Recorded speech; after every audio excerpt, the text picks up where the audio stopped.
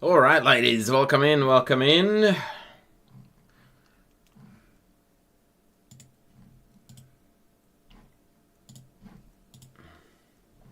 Hello, hello. Or as good old Steven would say, hello, Steven. Rengao is already eating his popcorn as he should, and what's cooking in the YouTube? Why is YouTube not talking yet? Talk to me, YouTube. I am going to have a bite from a beef jerky, and then we will kick off. Because that's what we do. Let's go.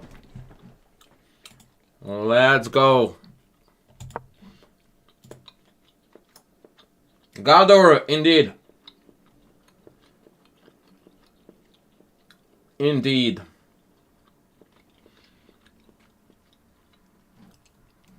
Okay, let's go. Let's go. Let's play the Levi Rosman opening.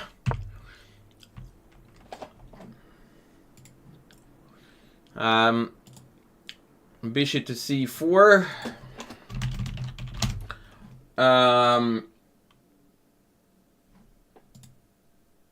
YouTube is still not chatting. Alright, so knight f6. What do we do here for white, guys? Chess talk in the house. Cheers.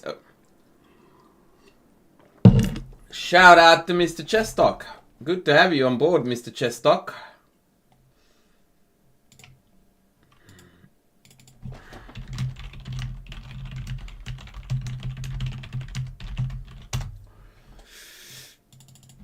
How's it going, senor? And what is White's move here, by the way, more importantly?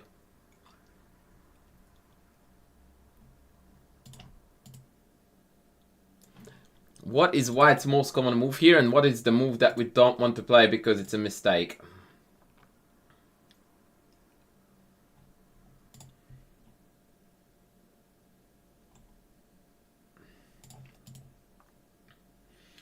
Hello, hello. Hola, hola. D3, yeah. So the big mistake, of course, is knight f3 that allows the knight e4 trick. We don't do that. We instead play d3 first. It also allows a delayed king's gambit. Knight a5 goes after the bishop. But all this is known to theory. And here, our protagonist played queen f3. I have seen Ian Rogers play knight e2 in this position in a fair number of games, which is also common. But yeah, queen f3 basically has the same idea: bishop out, knight out, and then let's go and see how we go.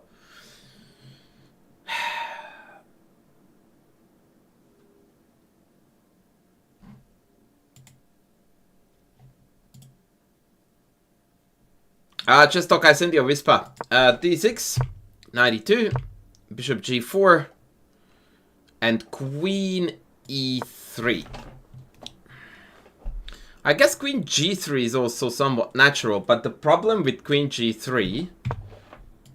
Who can tell me what the problem is with queen g3?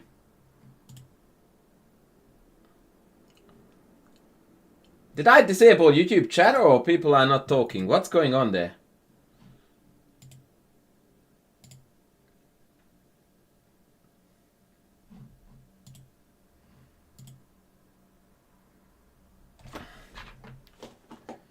What is wrong with queen... with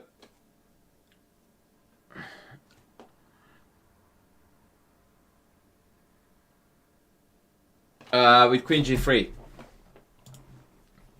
No, it's not h5. Although h5 is somewhat annoying too, but there is a concrete line here that hurts us more.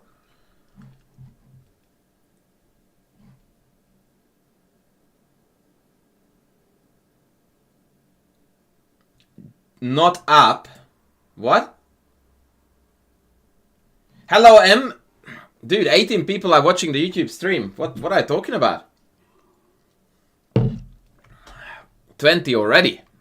Beating Twitch. Beating Twitch as they should. Check that again. Check that again. Very good, Galdor. Very good. So the idea is that after the masses of trades, we're losing this pawn. So we have to take back with the king. Ironically, it's not the end of the world by any means.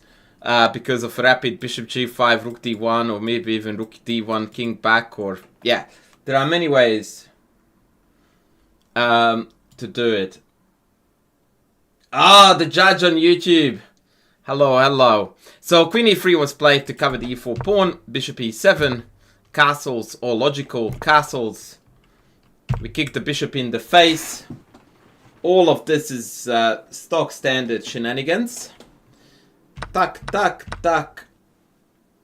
And here comes a big decision. What do we take back with?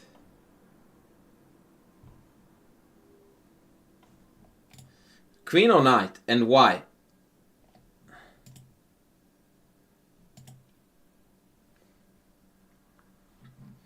Queen or knight? Book or book? Renga knows the correct answer to this question, but he's not going to give it away yet. Either, he says. Turns out queen e2 is the better one. Knight takes was played. What is the point of taking with the horse?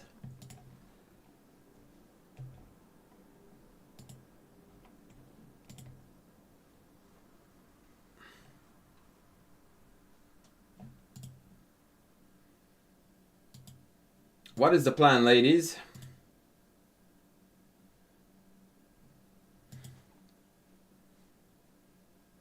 Ari Golden, welcome in, buddy. Welcome in. If you are new guys to YouTube, please consider subscribing to the channel so you get notified about all the cool stuff that is going up here. Where is this knight en route to is the question. It's headed somewhere, but where?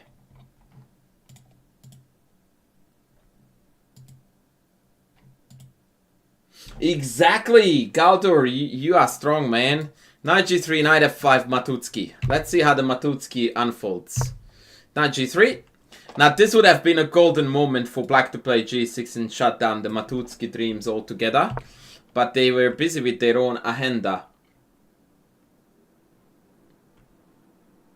Ignores Renga, praises others. Yes, correct.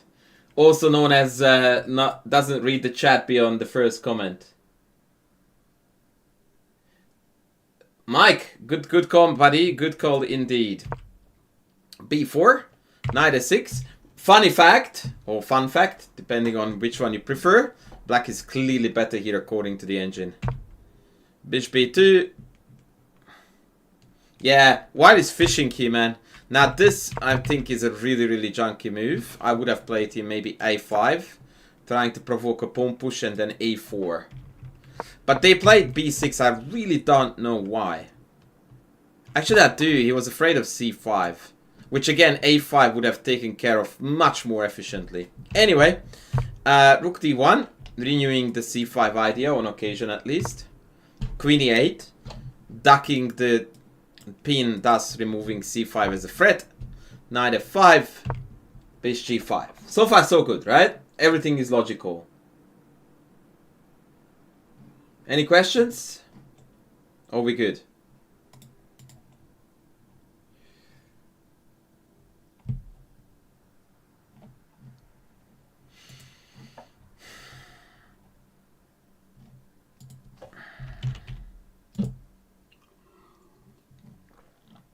If you have no question, I have a question. Where does the queen go?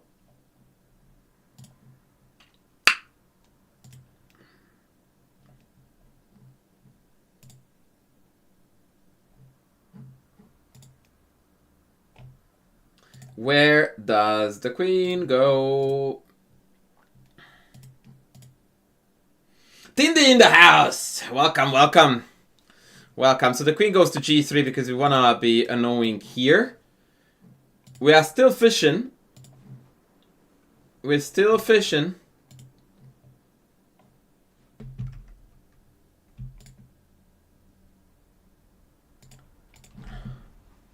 So let's see what's up. Queen g3, g6. Anyone else sees the mate in 7? Not yet, buddy. But g6 was a mistake. And now white has got an absolute cracker of an idea. Let's see who can find it first.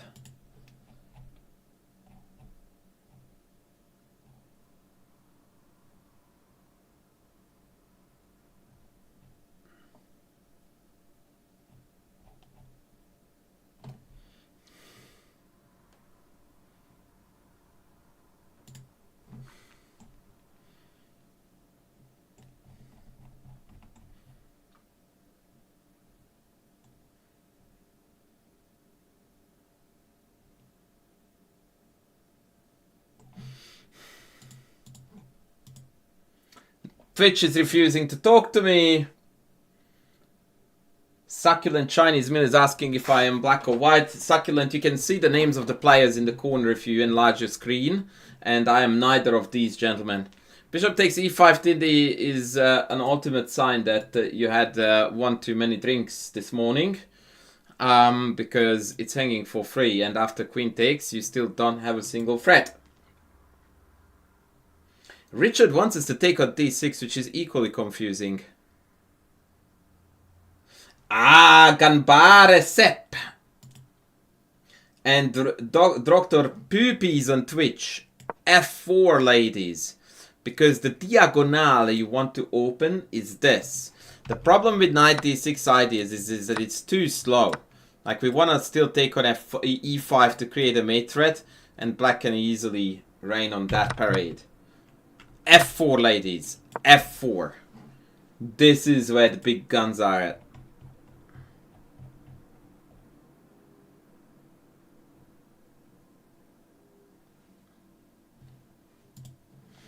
And now black is in trouble. Black is already in a fair amount of trouble. Okay, let's see what happens here after gf5 played in the game. What is the natural reaction? What is the good reaction? Maybe they are the same.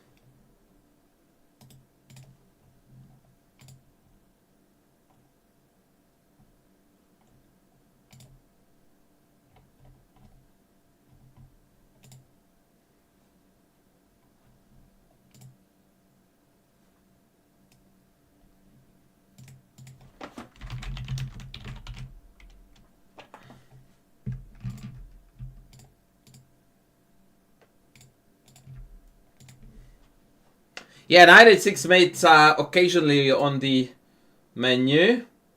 Tom Nguyen, which I think is pronounced as Tom Win, says, let's take f5. Tom, well done. I'm guessing, buddy, from your surname that you are a Vietnamese fella. And as such, I would like to warmly welcome you. We love Vietnam. We love the food. What's there not to love about Vietnam? So, takes f5. Dude took on f4. Yep, the YouTube chat gets the vibe very, very quick. Jazz Mountain in the house, as is Sepches. Yes, guys, so the natural reaction is the right reaction, which is to not to take the bishop because that clogs up the g file. Instead, we go after the defender. But now we have got a new dilemma. Or dilemma, depending on how badly you want to butcher the English language.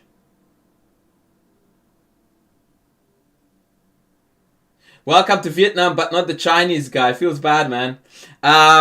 Succulent, your name is too long, buddy. And besides, your name says Chinese, but the other guy, I had to figure it out. So, I like to, you know, do some mental computation to figure things out. I don't like it when it's put in my face. It's too easy. I like the challenge. Oh, Sapchess coming in strong, as is Olius in YouTube, with Rook F4. That's it, baby. That is the move.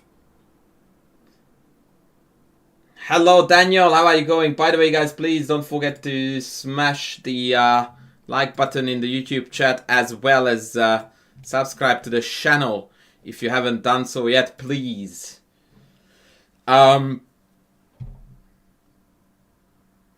So what's cooking here, guys, after knight f4? Someone has been outsmarted big time, but is it white or is it black? Hi. Hey, Z Nation with a big fat subby. Thank you, sir. Thank you, thank you, thank you.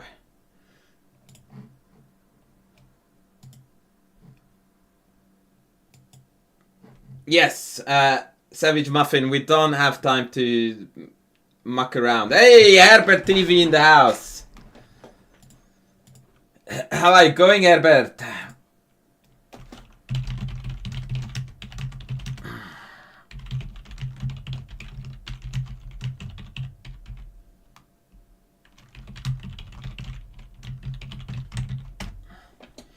The casual player. Yeah, we are going golden, mate. We are going golden. Queen takes g5 and queen f6. But aren't you dreaming, guys? So queen takes g5, knight g6. What's your move? Because queen f6, knight e5, and we resign the game, yeah? Well, we have perpetual check because you are lucky, but that's about it. Z-Nation, thanks again, buddy, for the sub. I love you very much.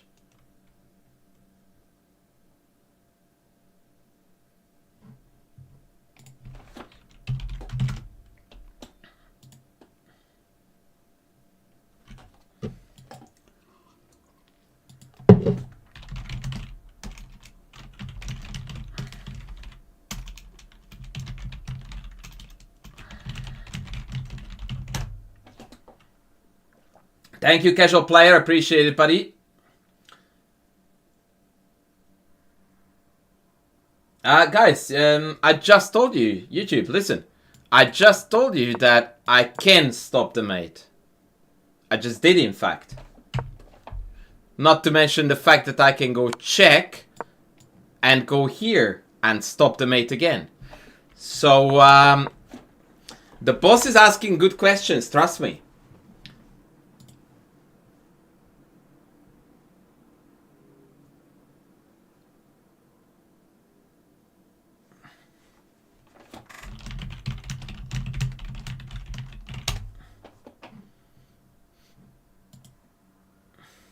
Ah, Tom Wynn fixes the matter. This is it, guys. So after knight g6, the genius move that needed to be seen was bishop f6.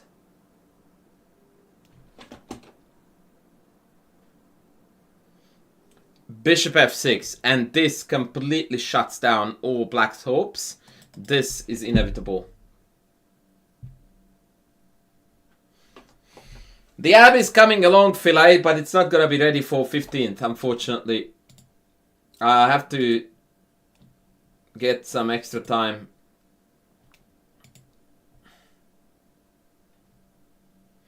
So how did we like this, guys?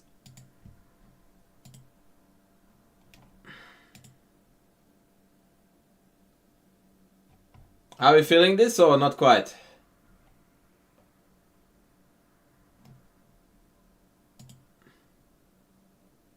Yeah, Tom is smashing it. Tom is smashing it.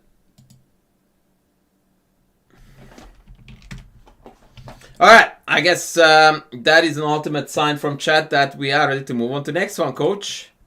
Fine. Fine. Coach brings the next one. Oh, this is a dicey one. This is another one where white goes absolutely, yeah, bonkers with the attack.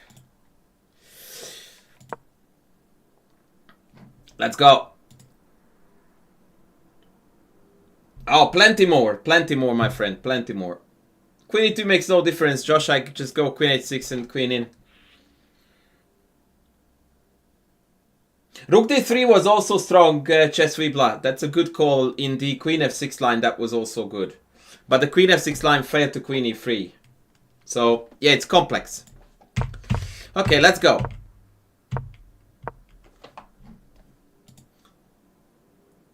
How do I get these games? I look for them.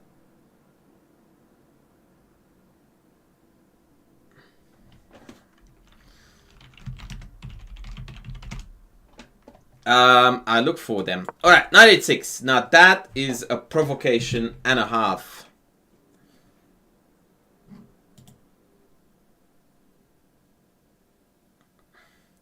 And the response to it is quite weird, but white played h3. Let me explain this move to you. With the knight on h6, you really want to smash this knight in the face with something like this. Which would virtually trap. Yeah. Yes, Zobayan. It would virtually trap the knight if it weren't for knight g4. King Leo, the game analysis request goes in by you donating 5 subs to the chat. That's it. And then you submit your game. So, hence h3 first. Now, black's very dodgy idea is f5.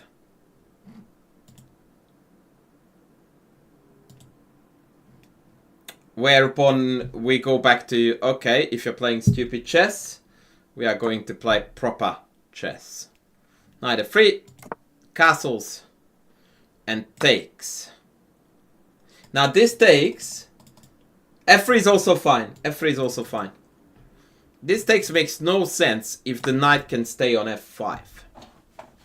Can the knight stay on f5? That is the question.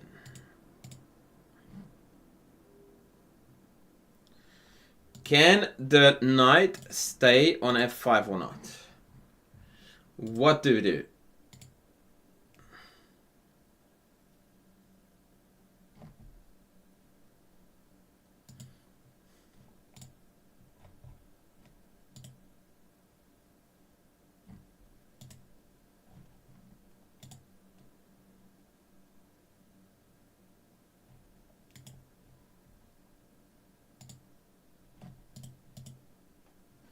Hello, hello!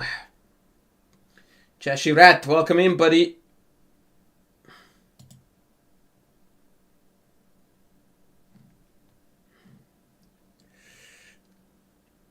Yeah, I think f3 would have worked. So what is our move here, folks? Why is no one talking? What is our move? How do we deal with the horsey?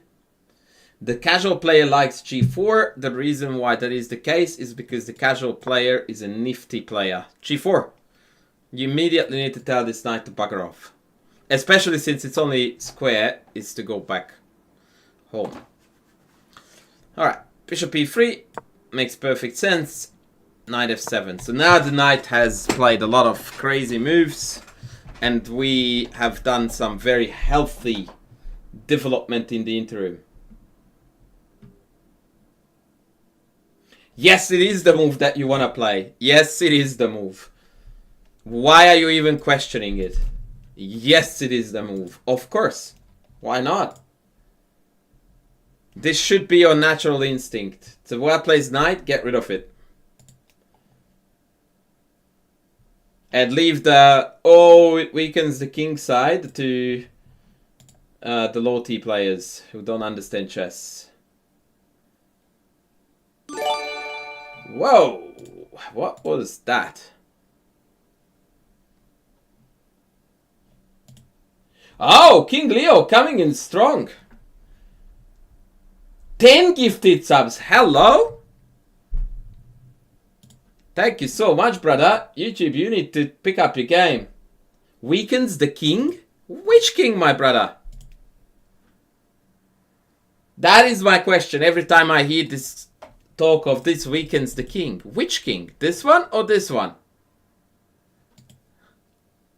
Right, let's have a look, shall we? Game continued, bishop e2. Bishop g2 was a better way to develop. The bishop is far more meaningful on this diagonal. Knight d7. h4. So let's talk about which king is weak, yeah? c5. h5. Thank you, buddy. King Leo, you can send me your game or games in this. Oh, you already sent it. All good. Provide some context, King Leo, please, with regards to time control and all that jazz. Right, h5, cd Knight D, Knight D E5.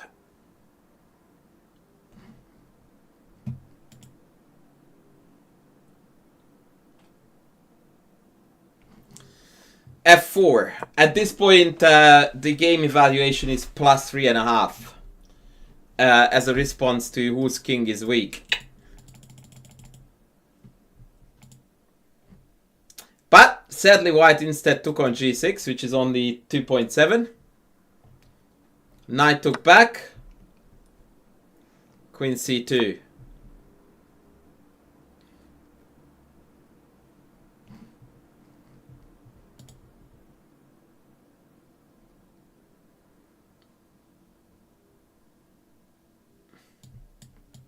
Zobayan, this was not a dragon, this was a King's Indian. They are like two completely different animals. Bishop takes d4, bishop takes, knight fe5. And now we're coming up to the tail end of the business. Castles. Knight takes g4. And here white finished business off in style. He played takes, takes, and let's go in for the kill, ladies.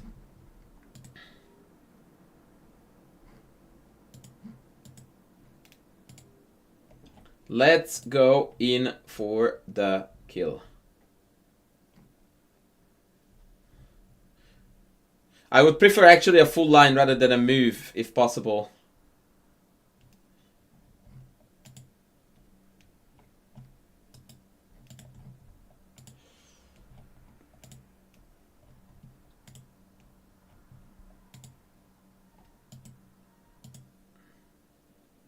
Ah, queen takes g6 coming up in the chat. That's epic. Unfortunately, it doesn't do it, but I love the aggro. I love the aggro.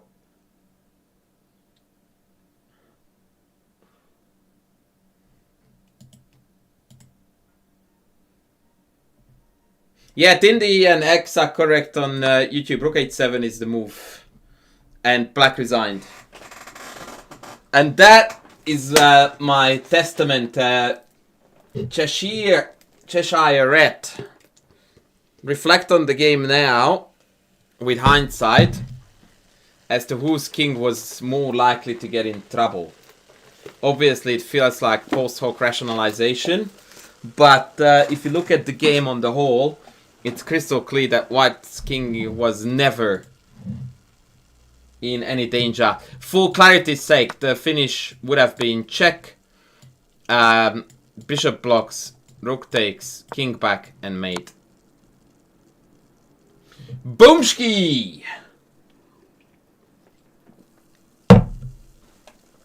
That is the ultimate boomski. And ladies and gentlemen, at this point, I'm actually delighted to announce that we are going to take a slight detour from our usual agenda, because the one and only legend King Leo 10 from Twitch chat sent us a game to analyze. A gentle reminder to the YouTube chat that you guys can do the same. This is actually a high profile game, guys. We are seeing here a 23 hundo, 24 almost, 23.91 against 22.53. That is cool in a rapid game. So these are respectable ratings. Let's see what happens. French.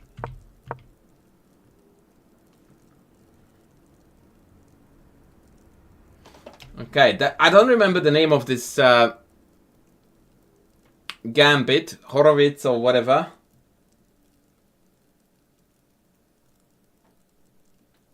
Herbert, 3-2 Lila Knights. I played exactly 100 games when I managed to beat it first. I needed to play exactly 100 games. Actually, I'm lying. In 100 games, I played 2 draws and I defeated it once and I quit. Rati, that's right. It's the Rati Gambit. Yeah, that's how I know it too. Now you reminded me. Alright, let's go. D4. Very, very sensible chess. I usually take e4, but d4 is also very, very logical. c5, good.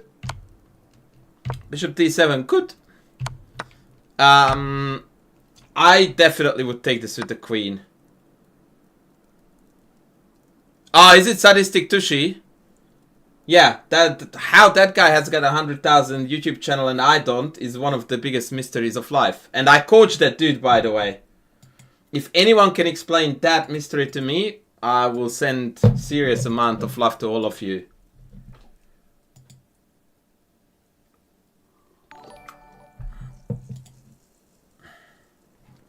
And that's nothing against Tushy, by the way.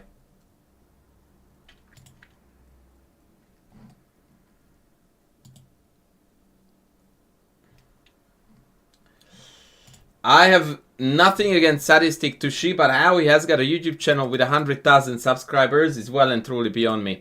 Anyway, I don't like when I take. This is not my jam because the knight is misplaced here.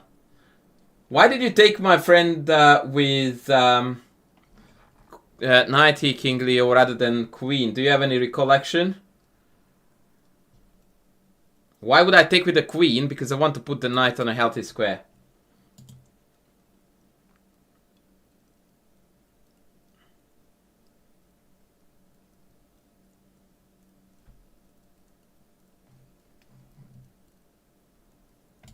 Anyway, I will move on because this is not a biggie.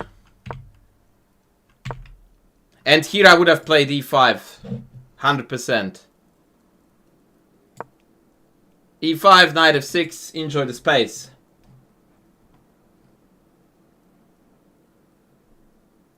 Yeah, but I know that it supports e5, but doesn't a knight from c6 support c5 as well as the rest of the center?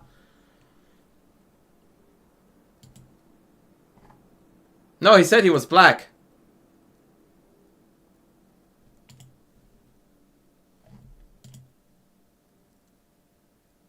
Okay, I'm confused about who is who. But I'm pretty sure that our friend is black. Yeah. Yeah, I think this is healthy chess, right? Like, why would you want to have a knight on d7 if you can have one on c6 instead? Anyway, I will move on. I would have played here e5, 100%. Because the move you played allows e5.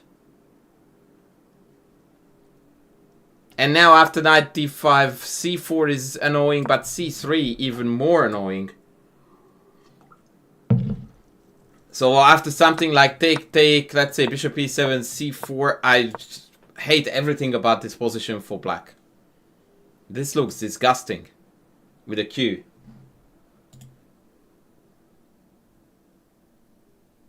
The chess dentist tried again. What do you mean by that, Mislav Brčić?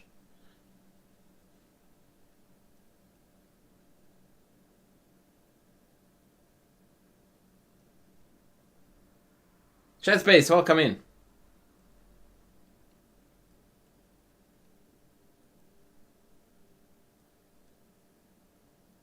Yeah, of course. Like that's where knights need to go. All the time. If you don't go there, it has to be a reason.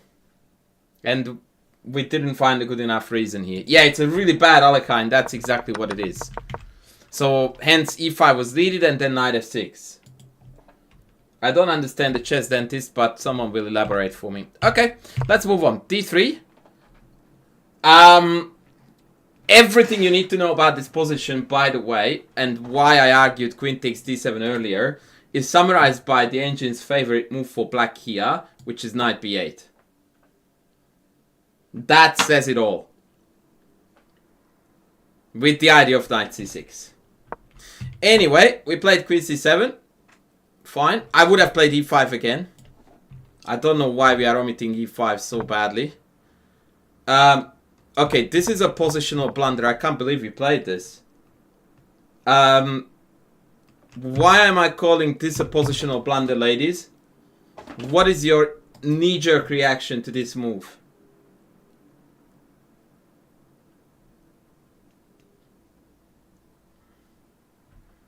As soon as you see it, you know what's gonna hit you. Exactly, a4. And you can't hold the chain with a6 because you are pinned. yeah, I'm very surprised that 2200 rapid level plays b5 here. I don't mean to offend you, friend, but yeah, this was really, really strange. And an a4, b4 surrendering the c4 square forever. This was a catastrophic outcome for you.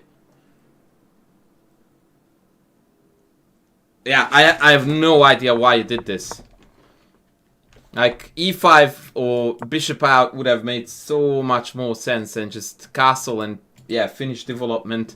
The way we played this is really helping white. Oh, surgical precision is the connection there. Yeah, I don't know what we were thinking here, but b5 was... Yeah. That was really, really poor. Ahmed Katatni from Qatar, from the name. I would say you are a Qatari dude. Guys in the YouTube, by the way, please give me some love on YouTube in terms of subbing to the channel, if you haven't done so.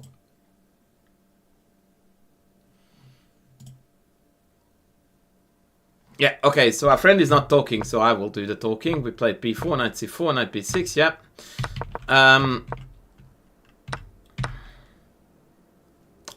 I don't understand this take either.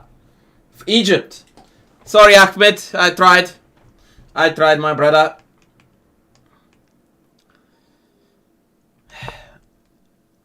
And I like knight b6, by the way. That's for sure. An interesting idea would be to come to e5 now. And if you go back, then I go back and I overthrow. No, I'm joking. Okay, let's go with the game. Take, take, knight d2. Make sense? Bishop d6. I don't like this move. I would have played g3 with the idea of f4. I'm not quite sure what black is aiming for yet. We definitely need to play on the king side, though. That much is determined.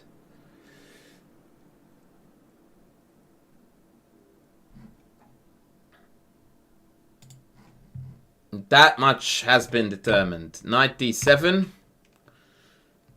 I guess I would have considered here some pawn moves on the king side. My favorite of all would be h5. Yeah, exactly, Jazz. Very well spotted. And the idea is to follow it up with g5. Like, the only way to compensate for the very ugly bishop and the structural deficiencies is to turn the game into chaos. And this is what you can do here. Ahmed, the way it works is that you need to send me 5 subs, rather to the chat. 5 gifted subs. And then you can send the game just in the chat or whisper or whatever. G5 is also on the cards. I was thinking about this too. Absolutely. Yeah. But I'm afraid we will have to back it with h5 anyway. I even looked at g6 with the idea of knight h5, knight f4. But it's definitely kingside play. Which is why I don't like this move. Because it moves away from the battlefield rather than toward it.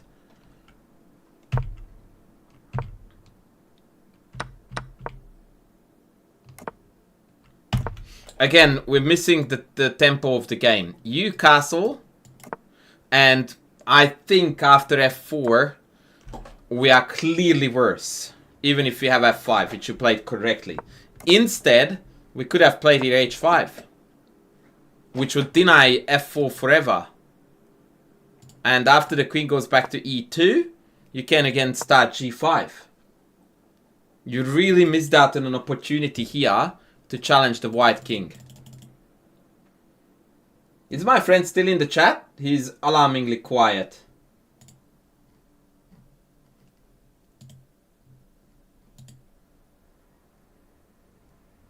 Good evening, Dixie.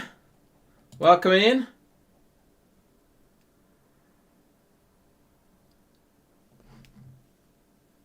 Yeah, I think my friend has abandoned us. But anyway, I will carry on with the analysis.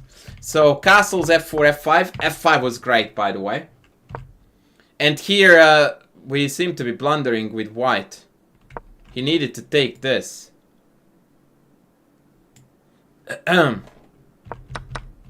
Yep, very good. And now we take the lead. Because the bishop on e3 is gonna come in. And now this bishop is catastrophically terrible. Yeah, very good. Queen g3. Oh, come on, matey. You have got mate. Queen g3, bishop f4. Hello? Maybe bishop c1. But then we have rook f6 and this is on.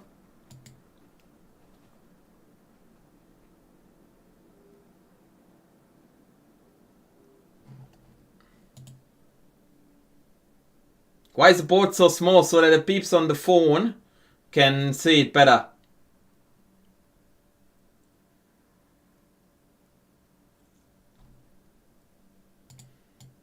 It's a phone-friendly...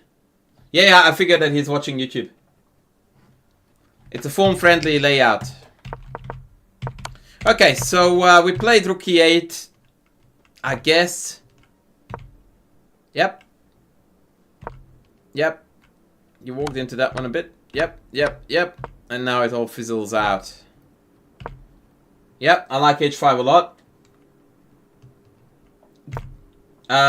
Enlarge the screen, baby. That's the way we go. Oh no, you blundered this. Oh, man. Oh boy.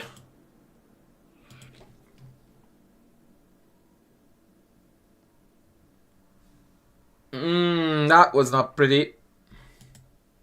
That was not pretty, but this whole sequence was unnecessary. You could have just played rook e6, which defends the only loose pawn and allows you to go after this.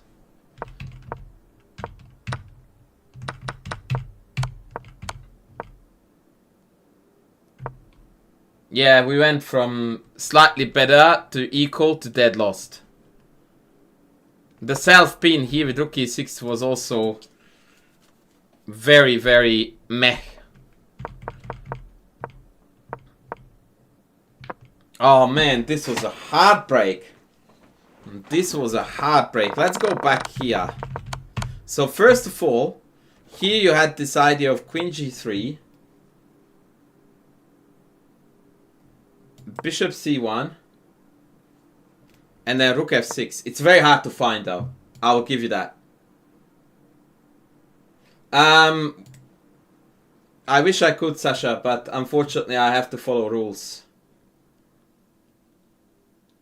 And the idea is that they can't take this because it hangs with check. And if the queen retreats, let's say here, then you just keep on piling up the love. And now there is too much pressure on these and white is losing material. The only move is queen e7. When rook f8 obviously loses to queen takes. But now we have rook f2. And this is quite filthy as well. The idea being that after take, this rook has not enough squares on the back rank. Sheesh. It's not every day that you trap a rook on e1.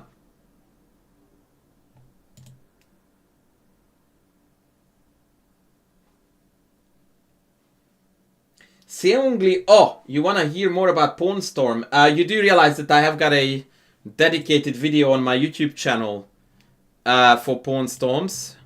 Not saying that I am not willing to engage with the topic, but first of all, please subscribe to the YouTube channel. Second of all, there is a very good video there about Pawn Storms.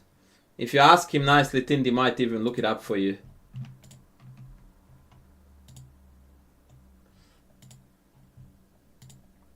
Yeah, I feel like we dropped the board here.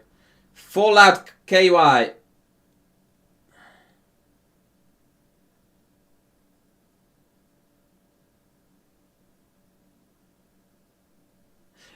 Evil Fabiano Caruana. My D4 club players repertoire course has the knight f3 move order.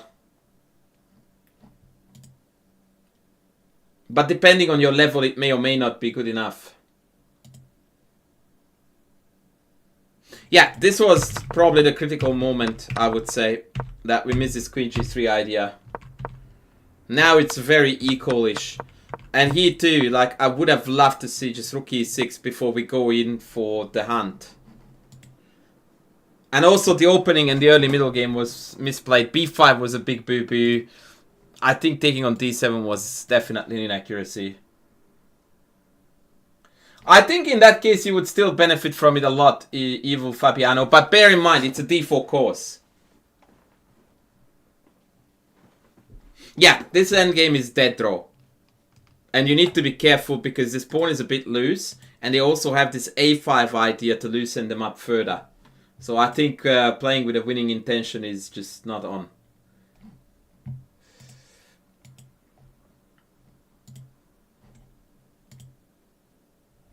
If I recall rightly, there were no other game submissions, right? YouTube is sleeping on the job.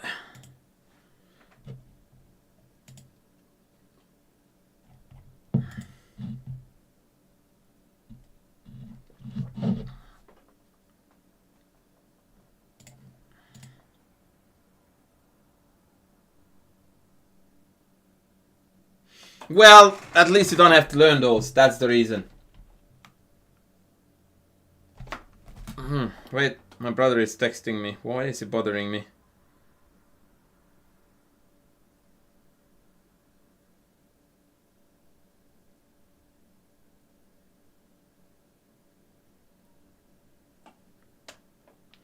My pleasure, King Leo. I hope that this covered what you wanted me to cover.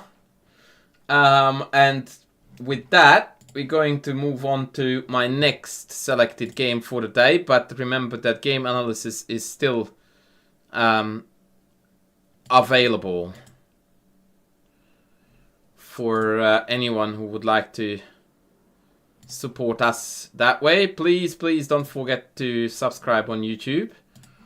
Today the subs are not coming in at the usual rate, so Jojo or Yo-Yo.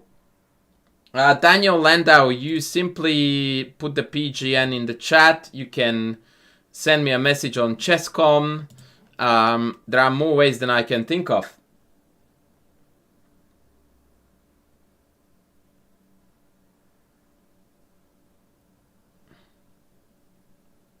Alright, fellow streamer and fellow Chessable author Artur Nixon's and his masterpiece is the next one on the agenda today. So let's move on to that one. Here we go. e4, c5, knight c3, knight c6, and knight e2. This is a tricky move order that often looks to return into the open Sicilian.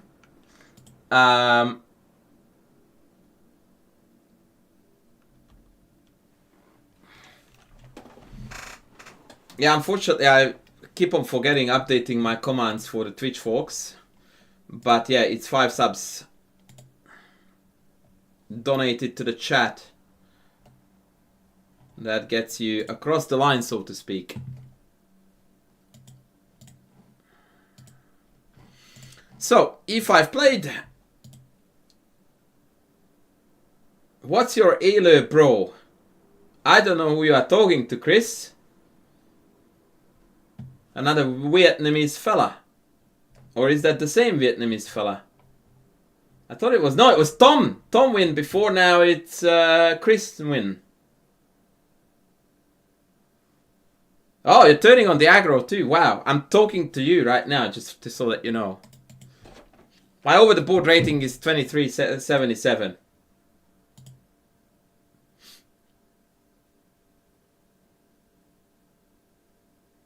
Olias, I am trying my best. That's all I can do. Alright, so what is White's most obvious move here, guys?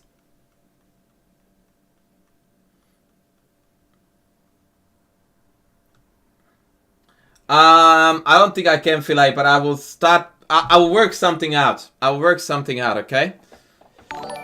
You love my glasses. Thank you. Thank you. Thank you. The reason I'm wearing it, because without them, I would be virtually irresistible for women on the street, and I would be attacked and harassed all day. At least the glasses to tune it down to so I'm only a 9.5 out of 10. I received a game submission on Discord from someone, but I don't know who that person is in the chat.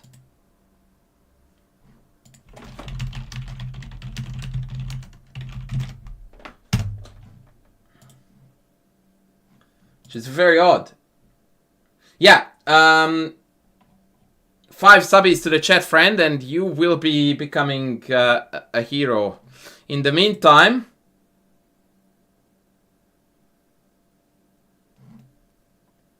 I'm going to go ahead with Dr. Nixon, who plays here 95.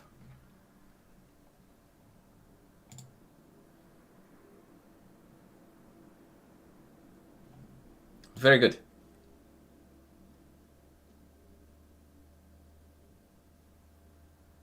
Your girlfriend is on the stream. Oh well, then all I can say, buddy, is that yeah, you better buy her some Louis Vuitton stuff and the Ferrari because she's already changing teams.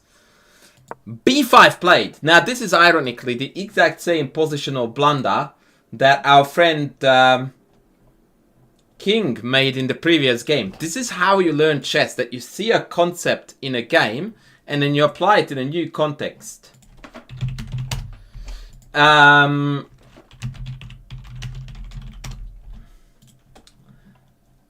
now you know what to do. So who knows what to do? Take the hole. Nice one, Sepchess. That's what she said too. Take the hole. So what is the move now that we just learned? A4. Exactly, because black can't retain the chain with a6. And therefore, now they have to make positional concessions, such as push, which gives us a fair number of additional weak light squares, mostly c4.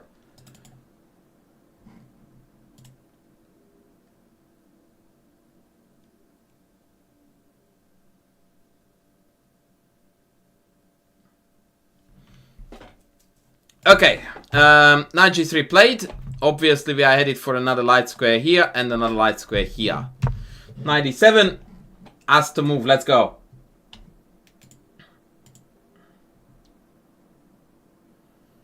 Let us go.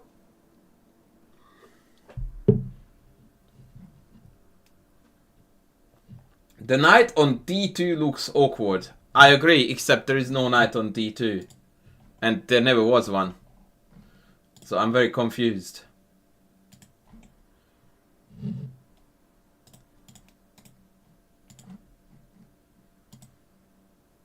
Bishop c4. Excellent. Bring new dudes in. Very good. Knight takes. Bishop takes. Savage Muffin. We're not going backwards in chess, buddy.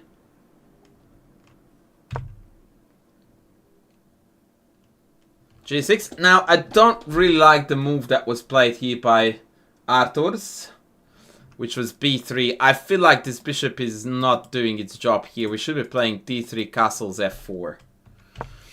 b3 played bishop g7, bishop b2. No, Elios, that's not gonna cut it, because then there is a6 and then we will never be able to exploit that issue anymore again. Castles. And now we need fillet fish's move, which is h4.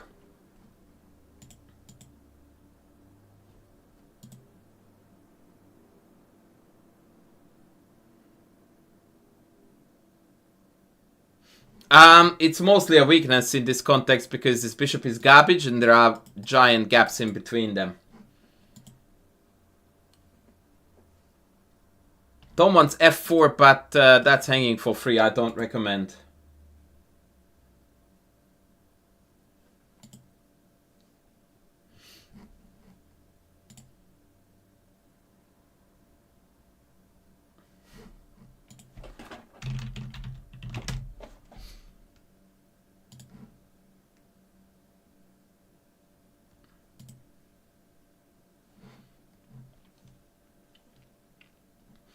Right, they play bishop b7.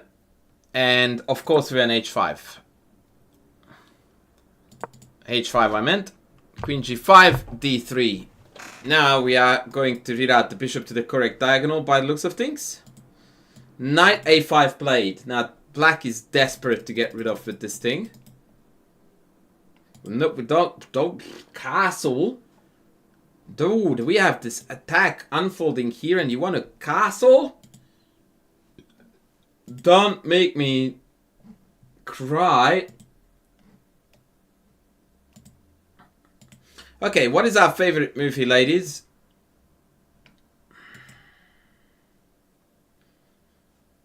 Also known as the best move here.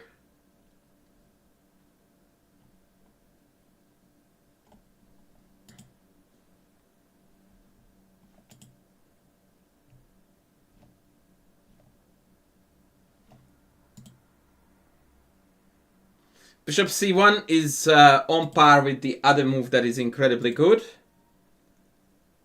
There are two moves that can be played in any order.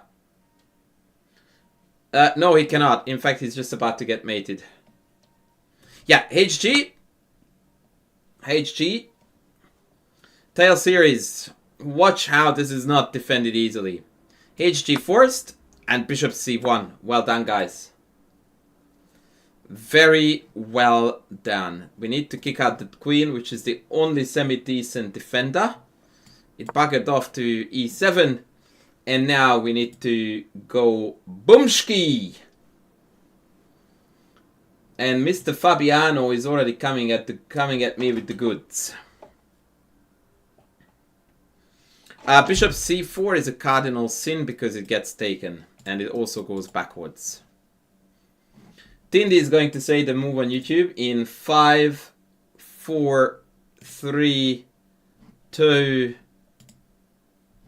1. Tindy? Thank you, Tindy. Knight f5. Let's see how safe that king feels. Every other move is really bad because you want to keep this bishop here as long as you can. And so we are not interested in doing the trade. We keep going. And if they hit us, fine. But other than that, not happening. Queen f6 played. And now we need to continue the pressure.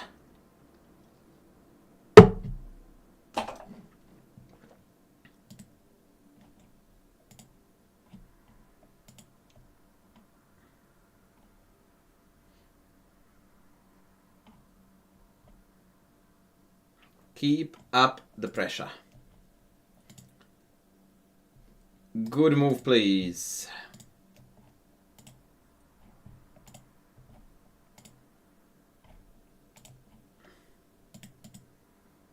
Why not take?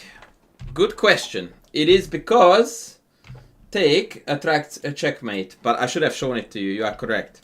So after gf5, queen h5, mate is not going to be stoppable. Rook f8, and there are myriads of ways to win here. The simplest is probably bishop g5.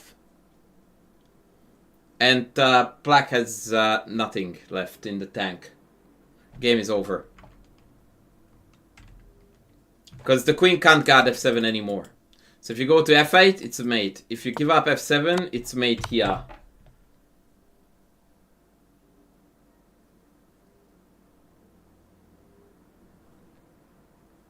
GG. That's it. Hence queen f6. And now we have again a million winning moves, but the cleanest by far is queen g4. Now here we needed to see a little bit of calculating Shimazolis.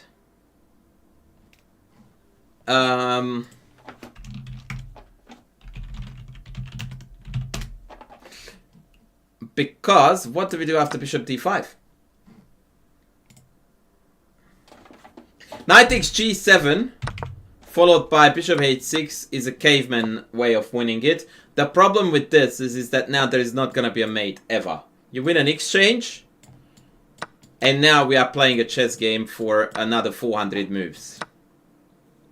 We won the material, but all the attacking pieces are gone. This is a very, very sad outcome. It's a winning outcome, but you only do this if you can't find anything better.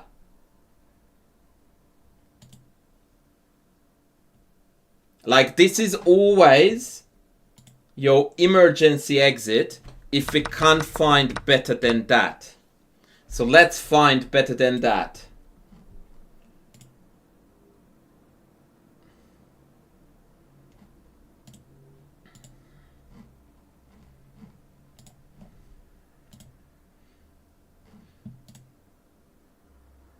Tindy, Queen H3 is slightly illegal, buddy.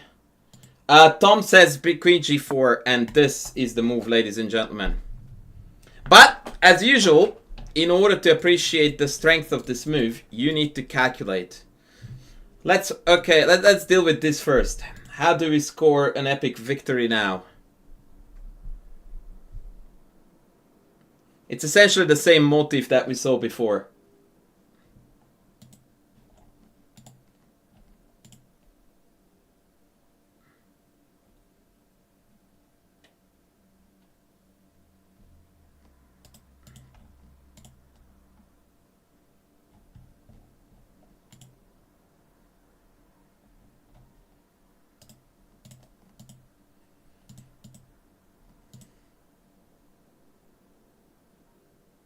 Ah, Queen H3, but why not 5?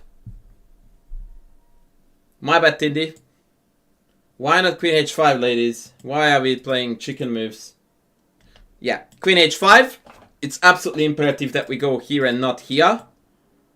And after Rook F8, which is pretty much the only move to stop the mate here.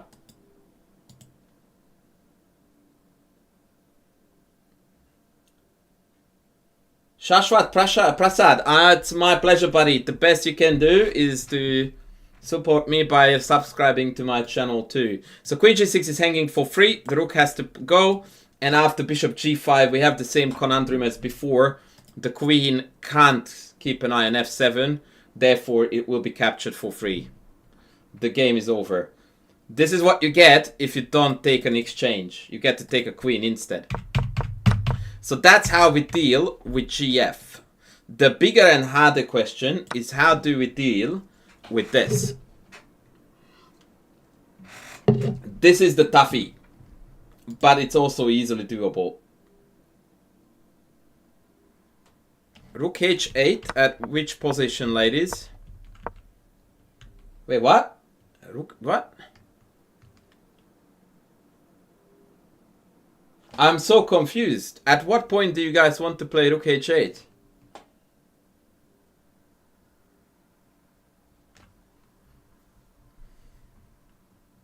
I don't get this. Like, where do we want to play Rook? Here?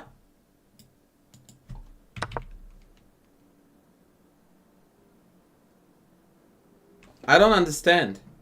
Like, what is guarding this Rook? What? Hello?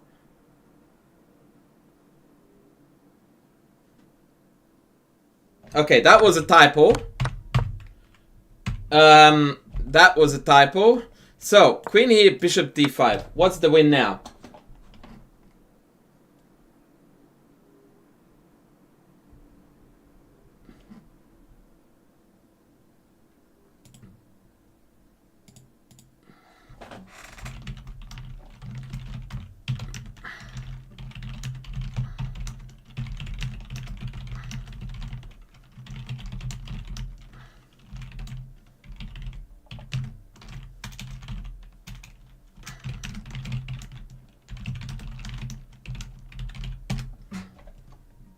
Yep, that was a typo.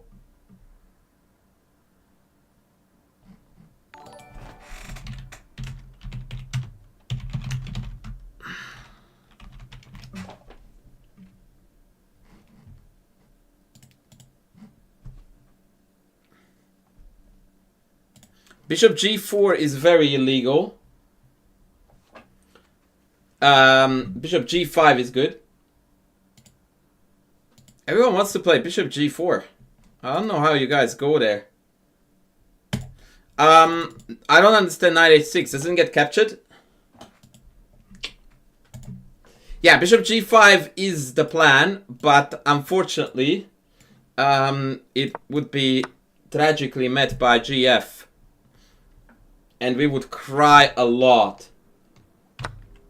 So calculate before we call moves is the way to go. Complete lines, evaluate, type, submit.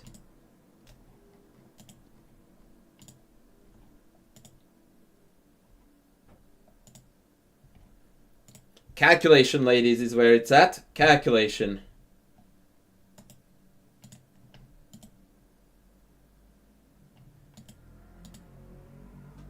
Tindy says queen h3, but what are you going to do, brother, after rook e8? I want lines, because I am greedy.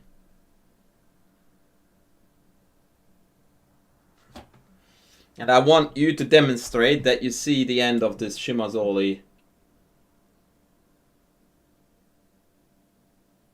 No, because after queen h3 I can just slide to g6 and cover all the mates. So, yeah, no.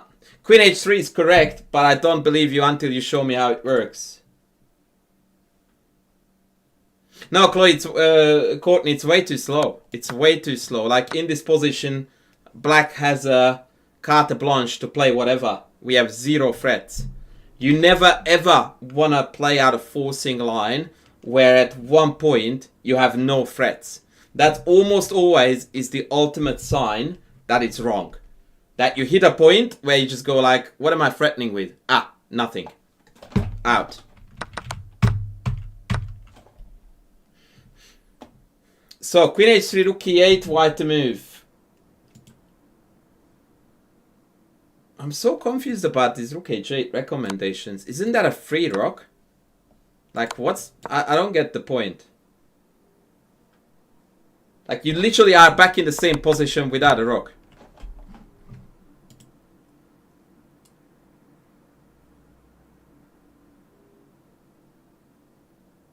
So we have already established, by the way, both saying it for YouTube and Twitch because you guys are going off on tangents, that queen h3 is the correct and best move. What I am after is someone to tell me how we win after rook e8.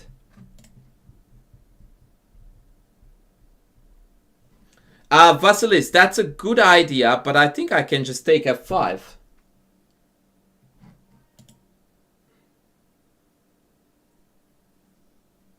Right? So Vasily said queen here, rook here, queen check, king f8, and bishop h6. Ah, okay, real chess coming in strong. The real chess, finally. Ladies and gentlemen, the real move. Bishop g5. Because we need to eliminate the defender. The defender. So that after queen takes we have got mate. Or if you add the sadistic type, then you can go for this mate.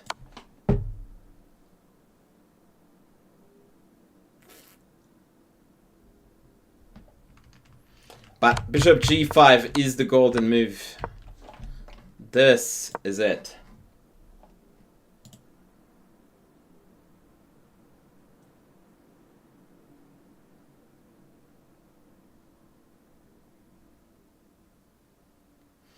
Yangi says, Dank, I would have never found that on the board. I challenge you to that by saying, why not? Which move of this sequence was not was difficult to find?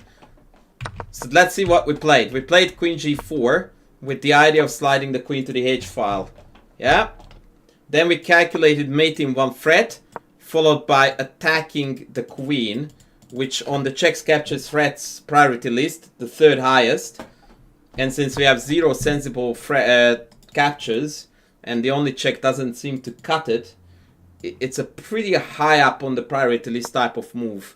Especially because it's very apparent that this queen is really, really tightly jammed in here, and is not feeling comfortable.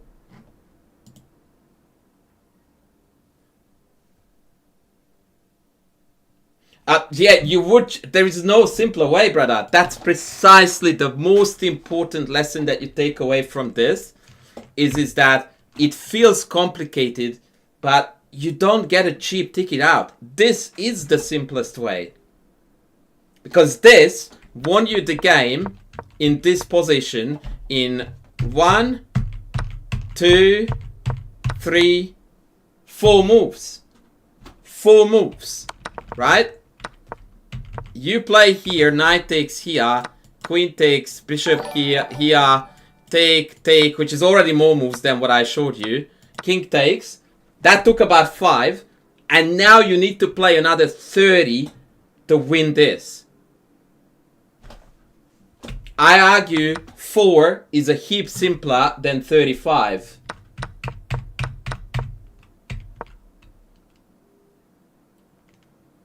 Marko Bevic, thank you.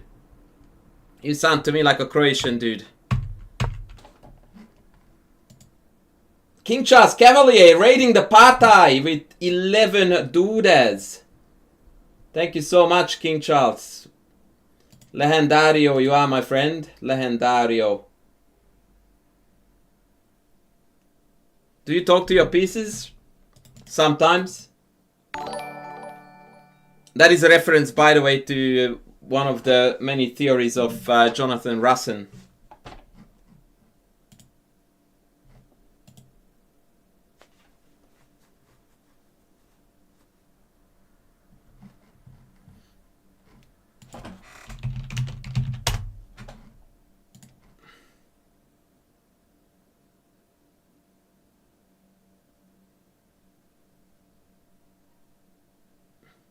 So yeah, that was it. That was it, ladies and gentlemen. A beautiful game.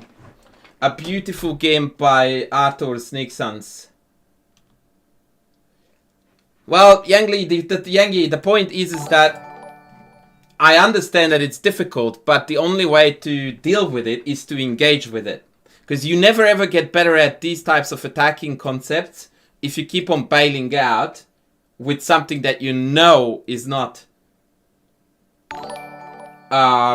fundamentally the right way to play. Oh, Daniel Landau comes in with a super chat. You absolute hero. Apparently I'm reviewing your game. Bring it, baby. Bring it, baby. Ha! Paul E4. Come on, man. You are a genius.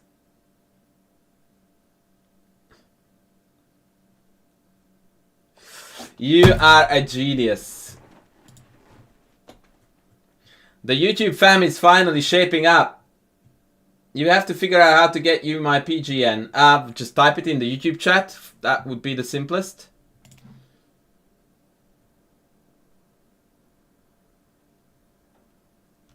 After bishop g5, bishop h6 to let the king escape. That is not escaping, friend.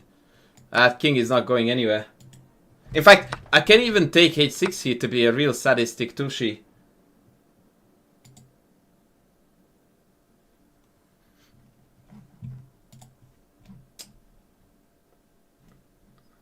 If you only start losing after you reach 1000 elu, that's epic, man. That's already a noticeable accomplishment. Alright, let me see if this game is gonna make its way to me. Yeah, I love money, but I love the YouTube subscriptions even more. So if you are watching me for the first time on YouTube, then please press the YouTube subscribe button like your life depended on it.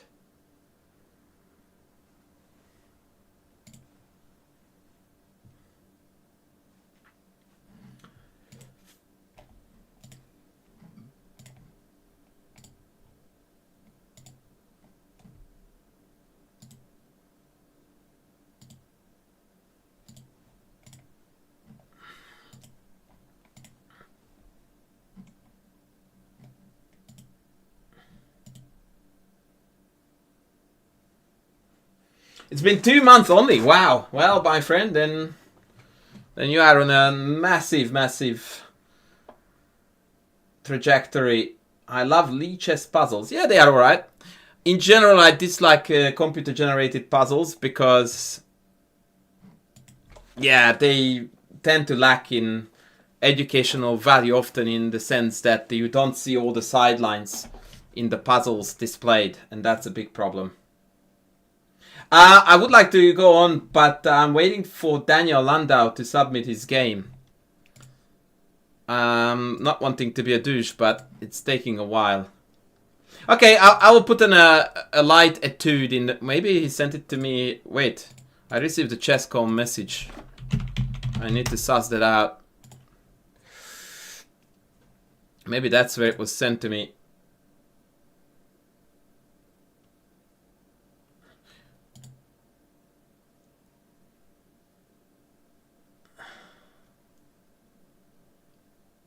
Yeah, there was a game submitted to me on Chesscom, but I don't know who sent it and why.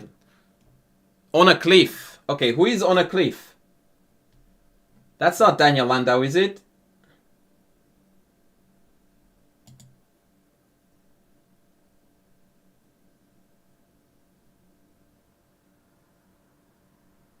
It's Russen. Talking to pieces, it's Russen.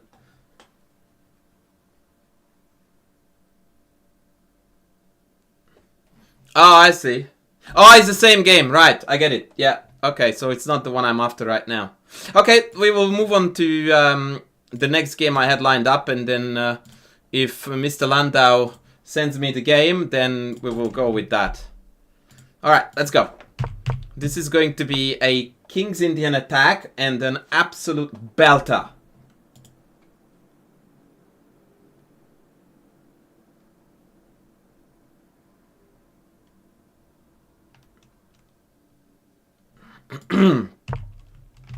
I know that you can analyze all of them, but it's still not as good as a book that explains things. I'm going to skip most of the opening because I want to cut to the chase with the middle game scenario. C4 played. Very good. D4, and from here on out we can call out moves. Let's see how we go. Let's call out the moves.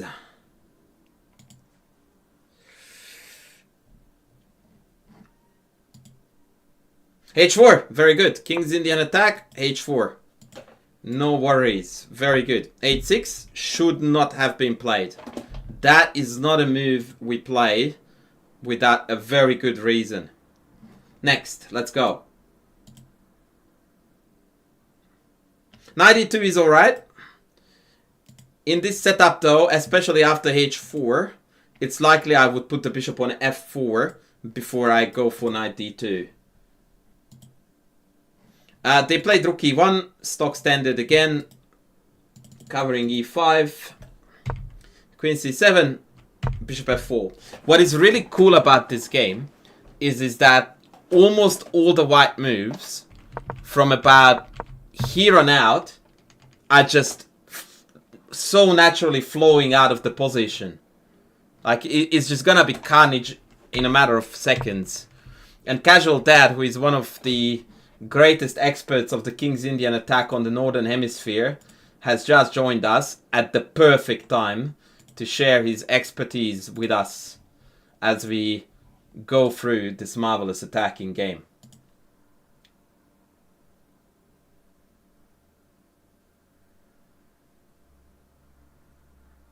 Fallout KY, cool experience, man. I'm glad that you are trying your hand at over the board. That's what real chess is. Knight e2, all very cool. b5 and knight e4.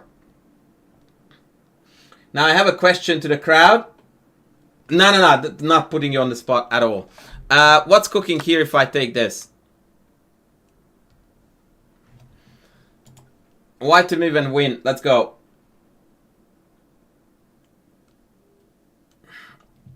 Jojo or Yo-Yo, literally any puzzle book. I'm yet to come across a really bad one.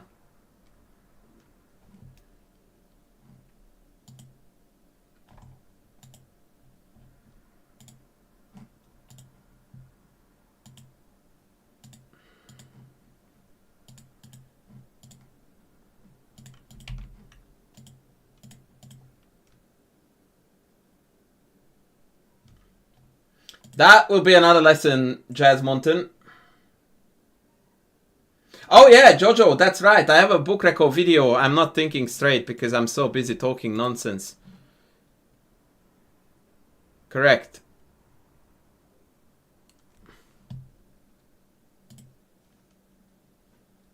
Okay, so how do we win, ladies? Come on, it's super basic tactic.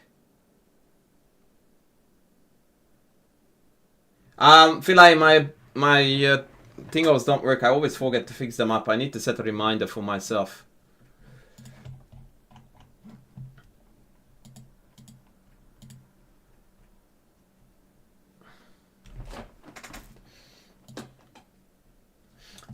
Daniel Guel, you are not wrong. Knight takes e5, knight takes e5, and knight f6 check wins an exchange.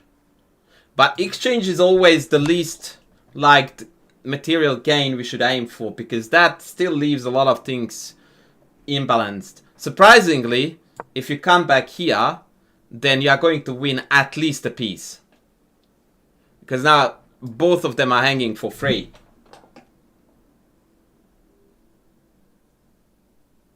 Right?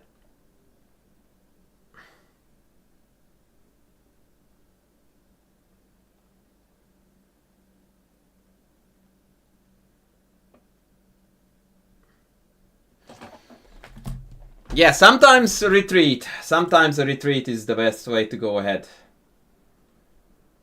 Aika, welcome in, welcome in. Paramaribo friend is back from Suriname. Yeah, so e5 was not capturable. And so they played rook b8.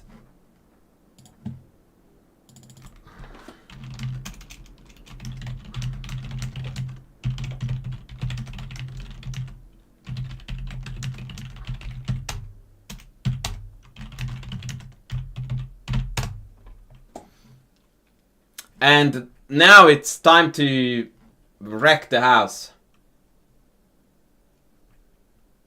Why so easy? I don't know what is easy for you, kind sir, but yeah, that's how we roll here.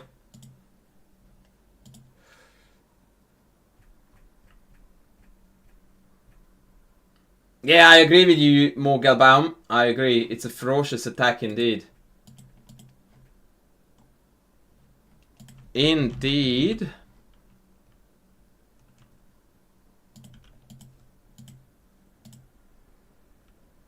Time to wreck the house. Be free. Yeah, exactly. Exactly. Casual dad, your eyes should not be drawn to knight g5. The reason for that is because we see this. And that immediately tells us what to look for.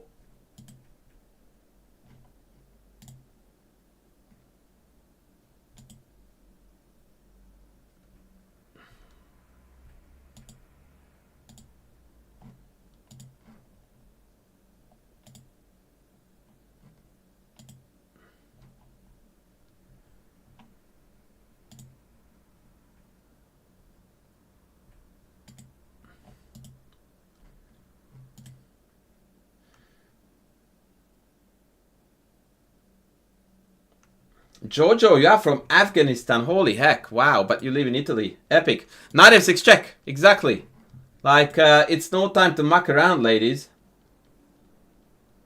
What if black doesn't take? Mate, when you are dropping a bomb like this on f6...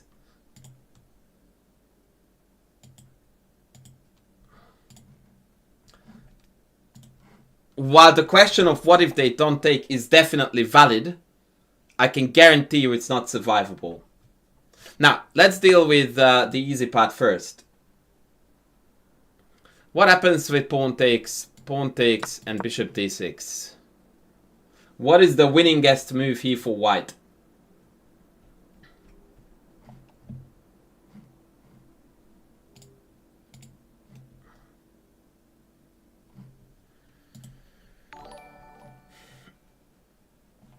Sabino is incoming. Was it Sabino? No, it was a follow from B Concord. Thank you. By the way, what's happening with our good mate Daniel? Has he submitted his game or what's cooking? Knight e5 is a funny move. It is a funny move, but it's a bad one because they take and they cover the g4. So let's fine-tune that move a little bit more, and then we are on the money. We definitely need to make a knight move to introduce this, right? No question. So you just need to find the most effective knight move. Chorus Fruit, welcome in, buddy. Yeah, knight takes d4. And now we have got a mate threat, and we have got winning the house threat. Why can't we just take on h6 and play for mate?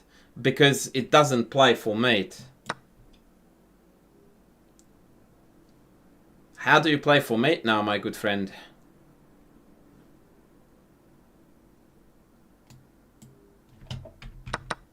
If you want to play for mate, you need to move this knight, so you are threatening with a mate, right?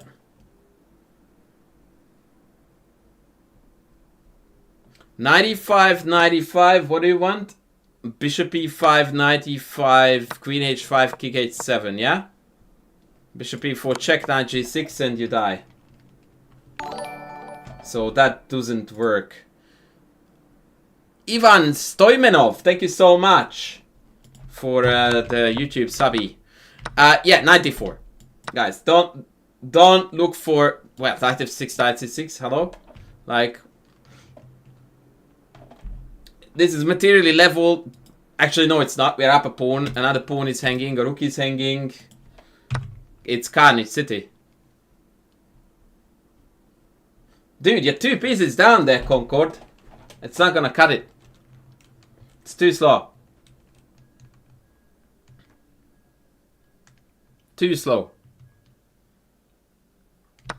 Right, in the game they did play king h8, so we get to be super aggro again.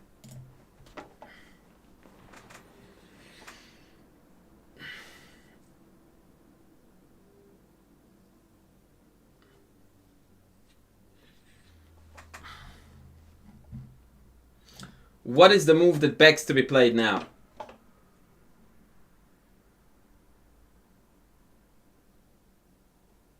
What's wrong with queen e4 goes the question.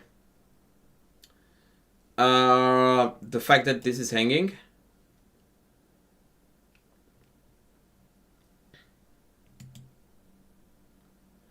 Before we pull the trigger, I would like to encourage you guys to actually think in terms of lines rather than moves. So at least a thing, bud.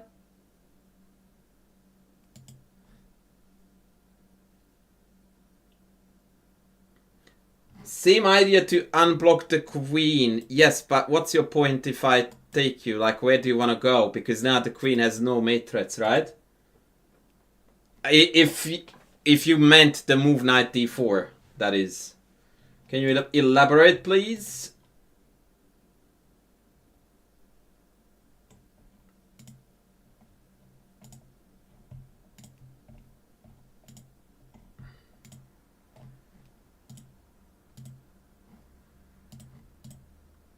Yes, very good. So knight g5 is the correct move. Exactly. We need to bring in more boys. Yeah, very good. That's it.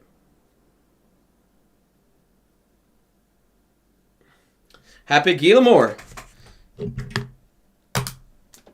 What do you actually do in order to improve? Is the big question. Yeah, knight g5 is bananas, guys. However, oh yeah, Gaza is always bringing the big guns. Gaza is always bringing the big guns. Okay, let's say I play a pass. How do you beat me now? This is quite instructive. Don't type in moves. I want lines. I want lines now. You are better than Magnus, says USA is the best. Of course. Who is Magnus anyway?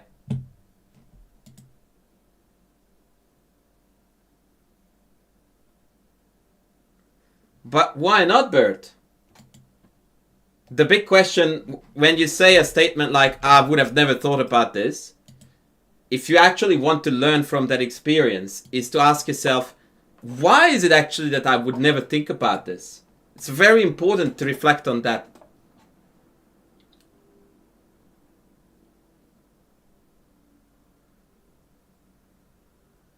Happy Gilmore, are you looking at your own games with the required honesty to reflect on what's not working in your game and then working on it?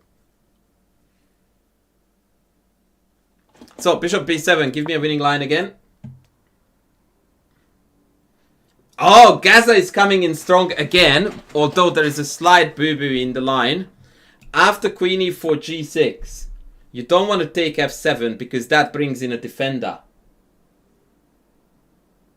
What you want to do is take this, so that when you take g6, there is no rook that can slide to g7. Oh, actually that... Oh, no, that I would have had knight of... wait. Oh, no, I know. The rook can sack itself for the knight. So the difference is that here I can sack, and I don't get mated just yet. Or maybe even I can take this. Right? So the point of taking... well... Actually, the same can be said about this, so... You know what? Stuff it. Either or. Either or, Gaza. Either or. And now after takes. This is always so annoying. And it's mate. Or a queen is gonna.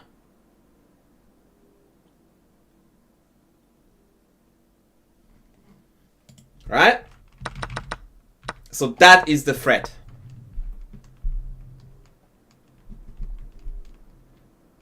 I don't know if I would go via maybe queen h5. Now maybe we are threatening to take f7, but I don't feel the power behind this as much because the knight is now in the way of the best sack. So yeah, I would go queen e4. The game followed with bishop takes f6, which is tantamount to resignation. Takes. Alright, Happy Gilmore, you are making me very, very keen to take a look at some of your games, but it would cost you some money.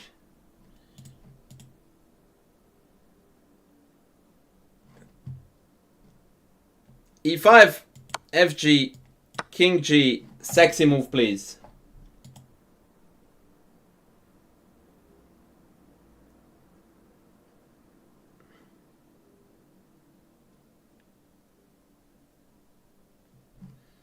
Yeah, there is a bit of imping queen h5, but I think queen e4 was cleaner. So, how do we win now, ladies?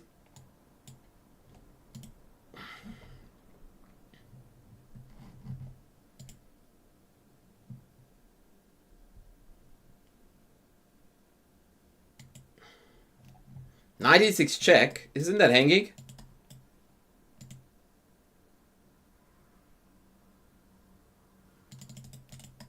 Look, I would be happy to look at it for free, to be honest, except that it wouldn't be fair to the rest of the people. That's the only reason why I can't do that. Queen g4. Excellent. Excellent stuff. When you have got two pieces hanging, the best thing you can do is to expose the third one to a discovered attack. Smart chess player. What do we do after knight f6?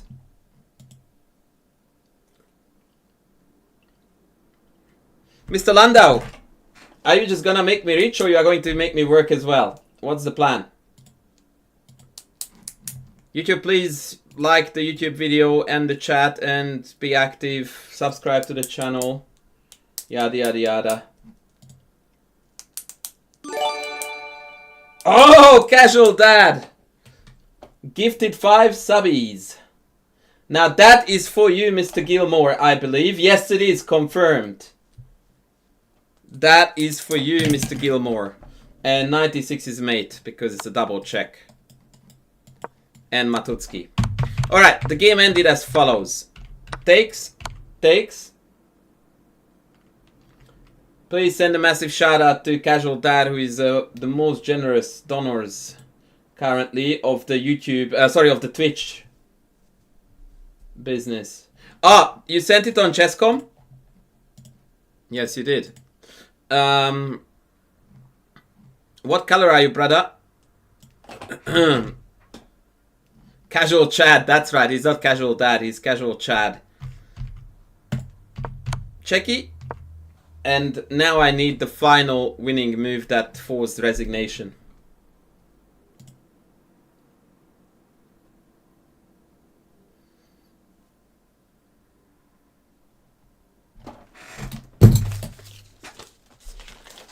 I'm sorry guys, I'm very, very hungry and I won't have a lunch break while the stream is on, so I will just have some jerkies.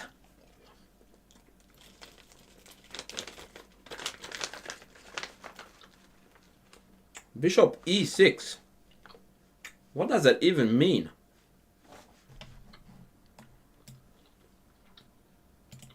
Bishop e4. Bingo! Bingo, baby! And after f5, check. Check. Takes. Sepchas, I will ban you if you use that notation. On the contrary, Bishop e4 walks into winning the game. Because after f5 we go check. That's exactly why this is the rockstar move. Check, check, and take.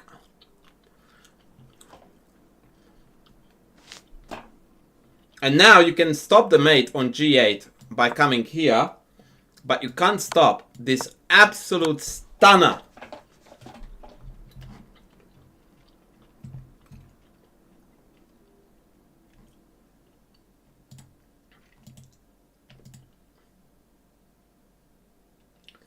Alright, ladies and gentlemen, I'm super excited to take a look at Mr. Landau's game. I do hope that in the interim, Mr. Happy Gilmore is going to submit a game too. However, I need to take a pee-pee break for 10 seconds.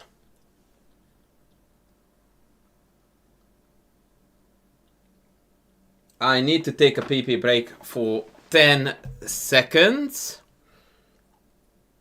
In that 10 seconds, I'm going to set you a puzzle. Just so that you will be left entertained.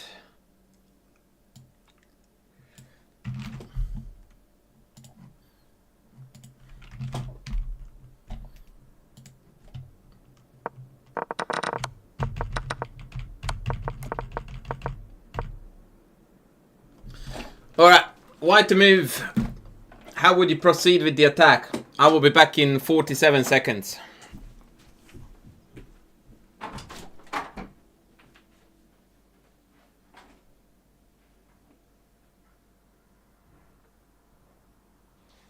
No, are you eating?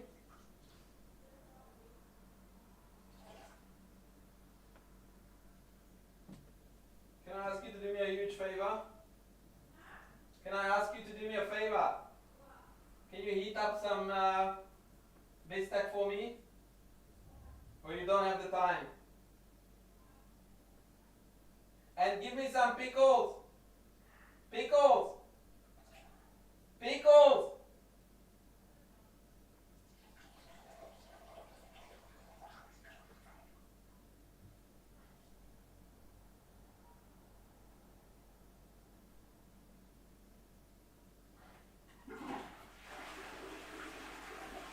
I said, get me some pickles, please.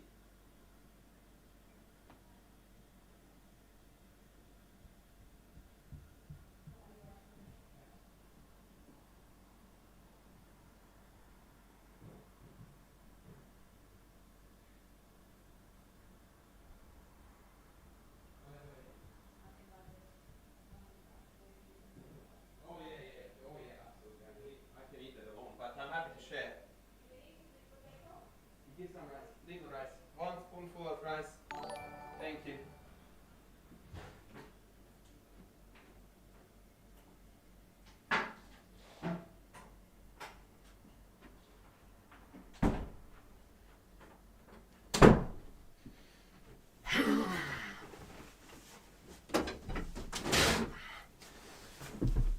Alright, ladies, back at ya.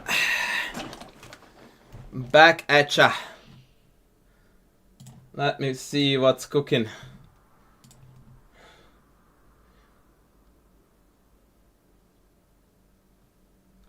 Rook d8 check is gaining popularity in the chat. Let's see what the YouTube chat says. The king is actually not forced to take. If it were forced to take, then we would have a mate in 3. Right, so here's the deal. Rook d8 is correct. Because king d8 is mate in 2. Yeah. And after king e7, black is really, really badly off. On the other side of the coin, bishop b4 forces the queen back to safety. And now the black king is a lot safer than what it was before. This position is still preferable for white, but rook d8 check is much, much better. I'm going to show you quickly how the game ended. King e7, knight e5, putting another piece on prey. Now queen e5 is mate in 2.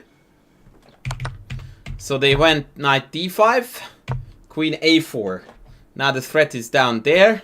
They took the rook, check, takes, and it was very quick carnage city. Check, take. They can't retake because it's mate. And we had a beautiful discovered check, checkmate for the winner.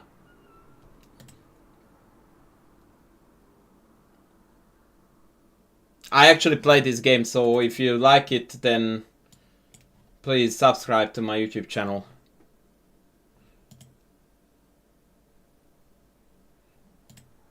What do you think, guys? Acceptable?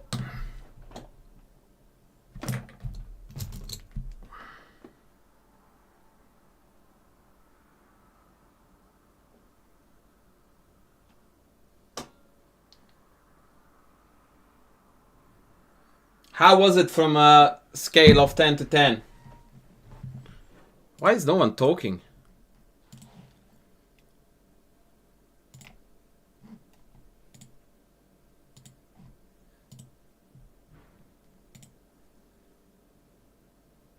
Noise, noise. Courtney says it was a 10. I appreciate that.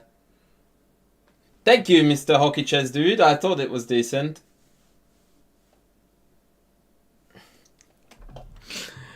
Oh, the insults about it looked like it was played by Levy. Oh my god.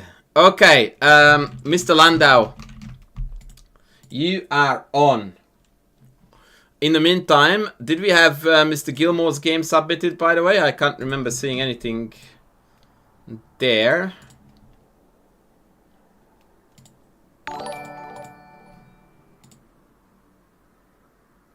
Tindy? Tindy with the 2 buckies. Coming in strong. Whoa, booyah, baby. Booyah, baby. Alright, Professor Landau, what color are we in this marvelous game? Are we black or white? I forgot to ask this very important question, and I don't think you provided that detail in the message because you are a mysterious fella. Yeah, of course not. Why would you?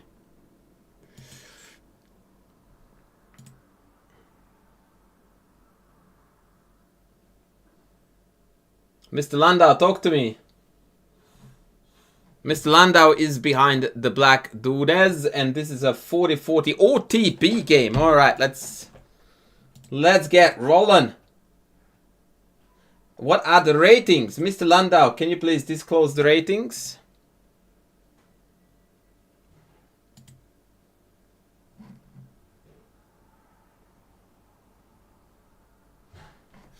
We will learn about the ratings momentarily. King's Indian.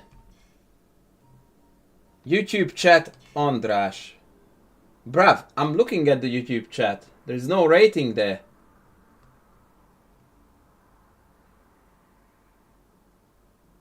$2,000 USCF. Wow, this guy packs a punch. Jay Davo, welcome in on Twitch. $2,000 USCF. These guys are not here to duck spiders. Be free, Lord Jesus Christ. What is this guy going on about? Okay, C5. Mintox chess. That's how you play good chess. Opponent 22, Hando, and plays B3. Holy Moses. Okay. Okay, ladies and gentlemen. What is the most principled move here for black? That's alright, Jay. No worries whatsoever. You are warmly welcome, as is my lunch by my gorgeous wifey. Thank you, love. Woo, boy. Beef bistec from the Philippines. I'm sorry, I'm gonna turn it into a mukbang, but I'm starving.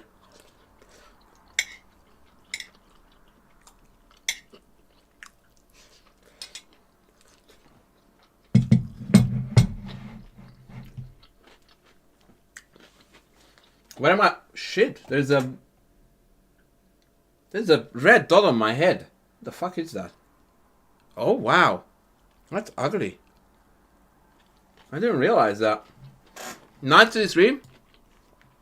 That's an interesting idea. Knight c3. Let's try it again. Tagalog. C takes D. Yeah, because that's why we went to c5 to challenge the center. And now if knight takes, then e5. No, I hit my head in the morning, but I didn't realize that I had a wound.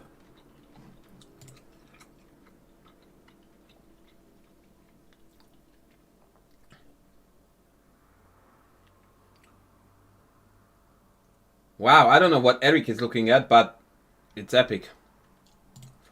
So yeah, you should have taken this, brother. Absolutely.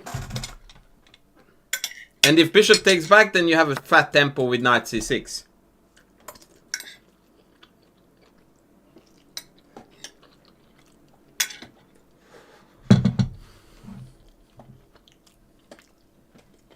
Apologies, moves.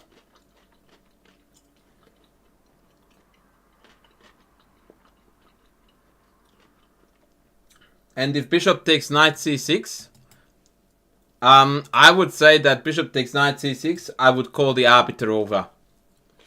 If bishop takes f6, I would laugh my butt off, because that's now a bishop pair with a delicious diagonal. So we play knight e4, queen c1, knight c6, good. Yeah, good, good, good. Yeah.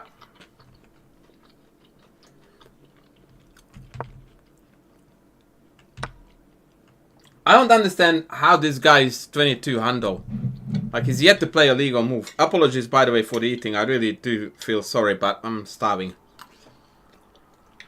And this food is freaking amazing.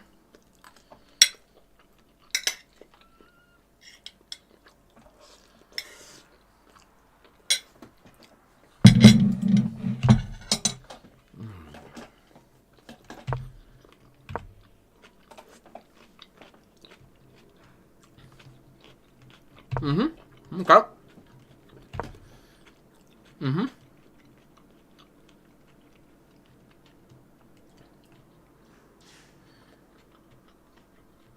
He's past his prime. Yeah.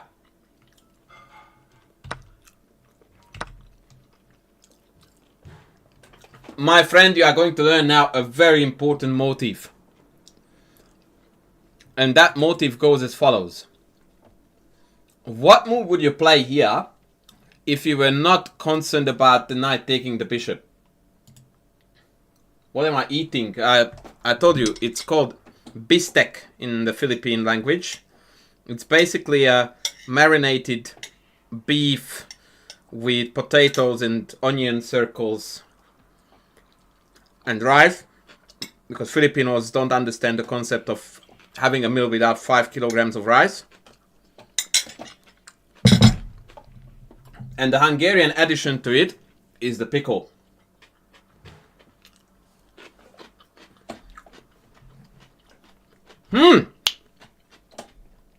Mogul Baum coming in with rook h8. No, e5 blunders the pawn. That's not playable, yeah? So, if the move that you would naturally play is rook ac8, onion rings, yeah. then that's the first move you look at. And you ask yourself, do I really care about this? And I want you to answer the question now. Would it be bad or would it be good for black?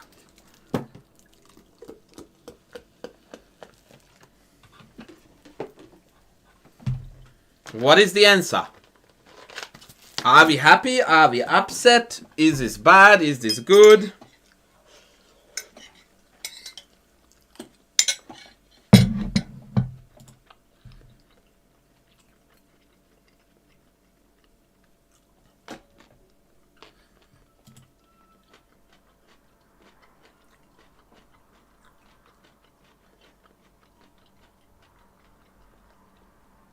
And the more we look at it, the more we realize that actually black is doing brilliantly here. In fact, we love the pawn on f5 because it provides extra support to the e4 knight. And so the c4 break is far less effective and the knight on b1 can't move.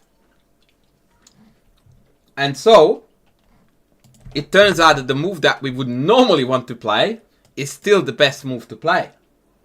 Which is one of the greatest laws of chess, that you always start with the move that you would consider natural, even in the face of a supposed threat. Because this now slightly improves white's position.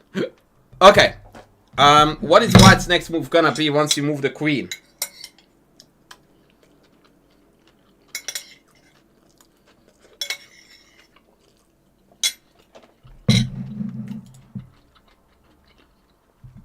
Am I German? 9. 9.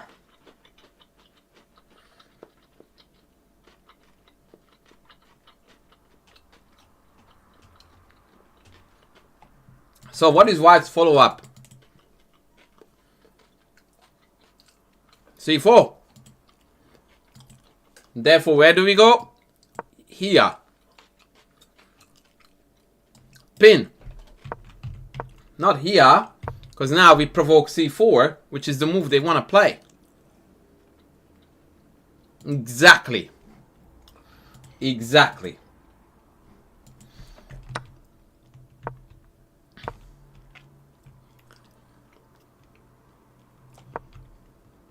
And I'm afraid that you might have missed this, yeah?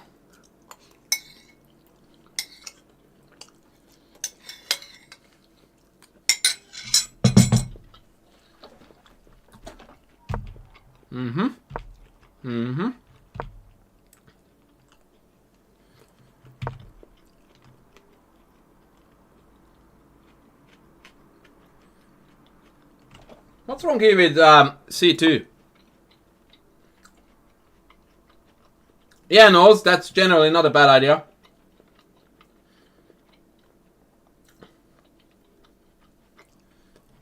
How is this guy's going? Take queen. Takes this. Queen d3. What's the problem?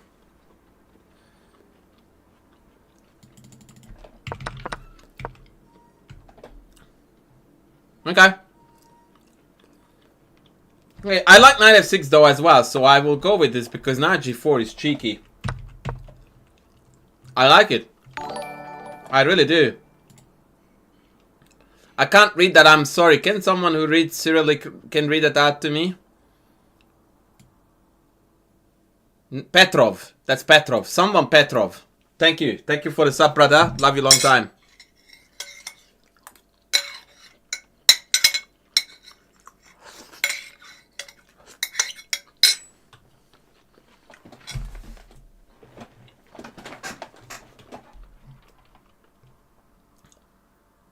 f4. Ooh. This looks fugly.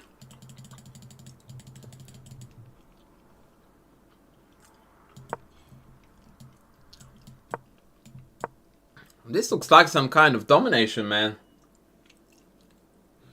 Knight f3, knight e3. Rook f2. Rook c8, and I'm threatening to take and promote. Oh, boy. Boy, no, the bistek is gone. I'm sorry. I could eat another bucket of this stuff. It's so good. Yeah, I reckon I would have gone his c2, queen c3. Oh, not like that. Dude, why are you giving up this pawn? Vlad, thank goodness, says Casual Dad. Is that for the end of my lunch? Are you roasting me? As always?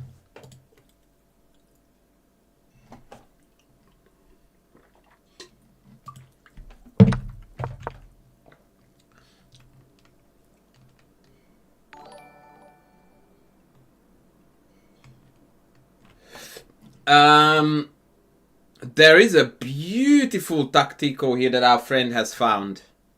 Absolutely fantastic. Chat, can you find this? Mr. Landau, you almost redeemed yourself entirely for playing this. Wow. That is really cool.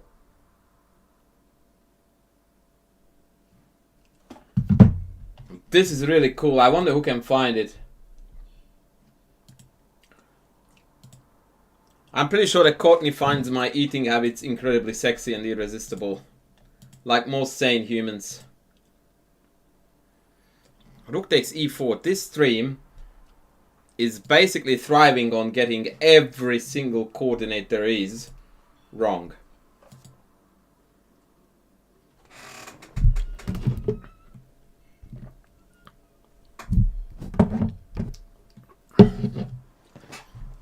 So, Rook takes d4.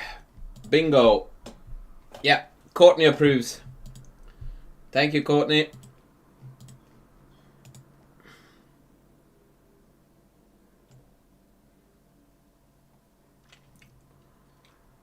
Good stuff. This move is brilliant, guys. So after queen d4, rook d8. If they take the queen, we take d1, we check. And we retake on b6 and everything is pinned. This was a sensational find. I love it.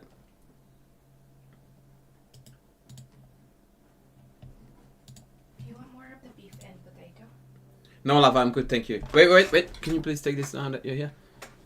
You're the best. Alright,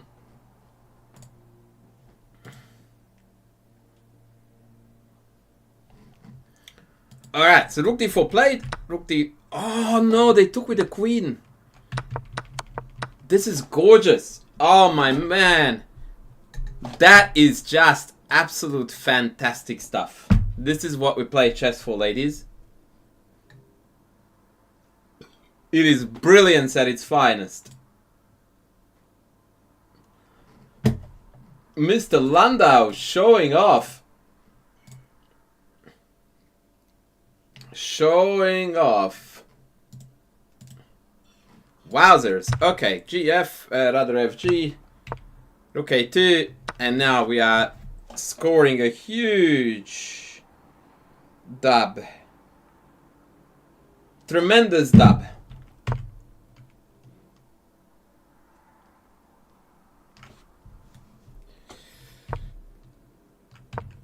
Yep.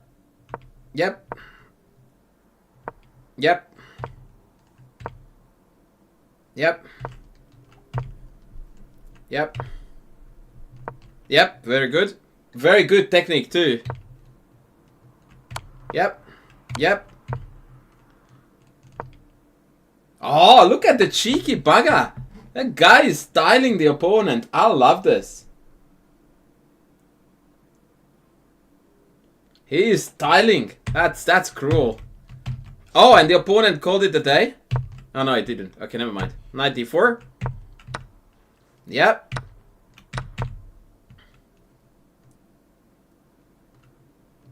Yeah, it was a lovely combo. It was an absolutely lovely combo. And this, guys, I'm telling you, this endgame technique is very impressive for 2000. Like, it's an easy win, but it was perfect all the way. Like, absolutely perfect. Okay, actually, I approve of this too. I would have played b4 though. Because if takes, then takes. If take, then rook takes, hits the pawn and defends this. But I think this one will do as well. Yeah, eventually he switched back to the other one.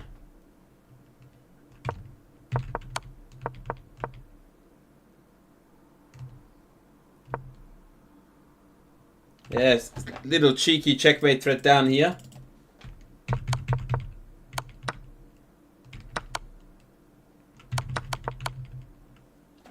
Dude, this endgame technique was chef's kiss. It was absolutely brilliant. You missed a few tactical ideas earlier on in the middle game that I think would have been nice to see. Yeah, it was incremented, yes. But it seems to me that you mostly sent this game into flex. I am working on a chessable endgame course, but I've got other chessable obligations to fulfill first, so it will take a while before that thing comes out.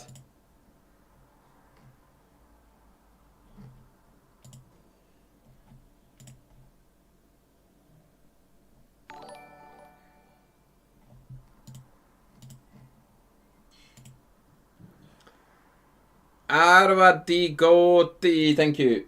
Hello, hello, hello.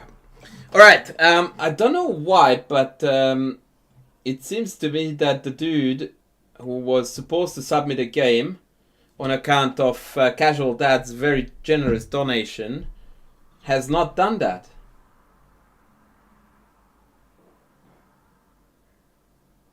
Nah, it's a bit too heavy-nosed, to be honest. No, I would not consider that. Not a chance. There are way too many courses out there already. And it's too much work for too little reward. And also those courses require an incredible amount of maintenance. So no. Do you know copy paste mechanism, Happy Gilmore? I don't want to make you sound stupid, but oh, thanks, Cindy! Oh, that is the best typo in the history of humankind when we call Tindy Cindy. Oh my. Cindy, how do you take that, my brother?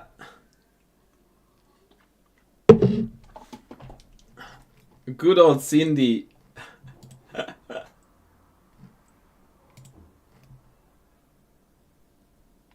Okay, this may hurt you, my friend. That's what she said too. But look, you wanna hear what's cooking in your chest? I'll tell you. We are black.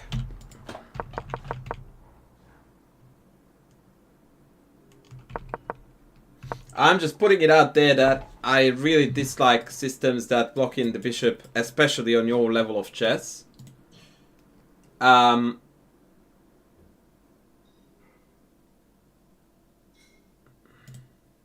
But there's nothing wrong with it.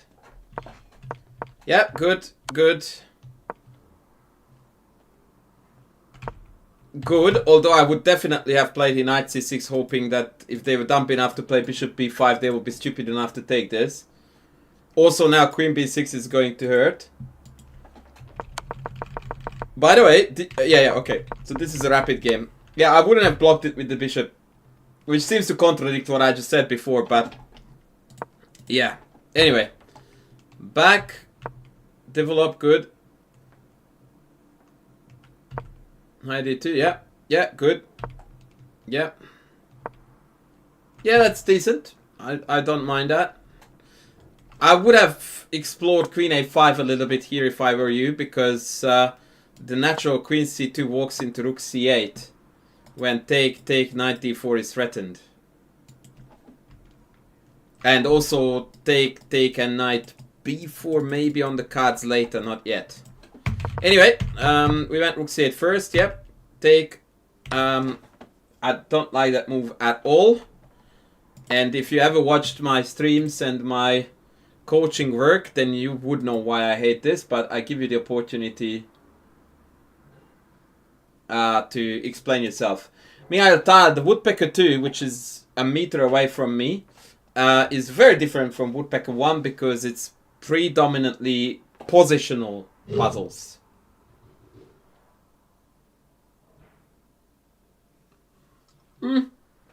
Not supposedly, it is.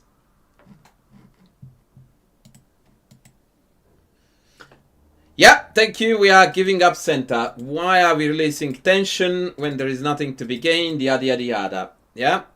So you only played this move if you can explain to yourself how you are going to benefit from it, because you lose value. You trade a side central pawn for a non-central one. Wow. Okay, and then your opponent blunders the house away. Alright. Can you please tell me how your calculation went here after e5? Because e5 is your natural move here. So what line did you calculate here?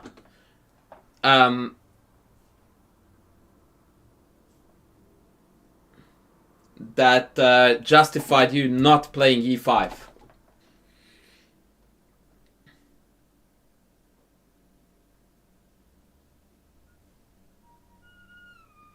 Okay, so here comes the first thing that I will need to tell you that you're not going to like hearing at all. When I saw knight d4, you saw my reaction, which was that I nearly fell off my chair. Because I didn't expect it at all. It looks absolute garbage. As a matter of fact, it almost looks like a losing move by force.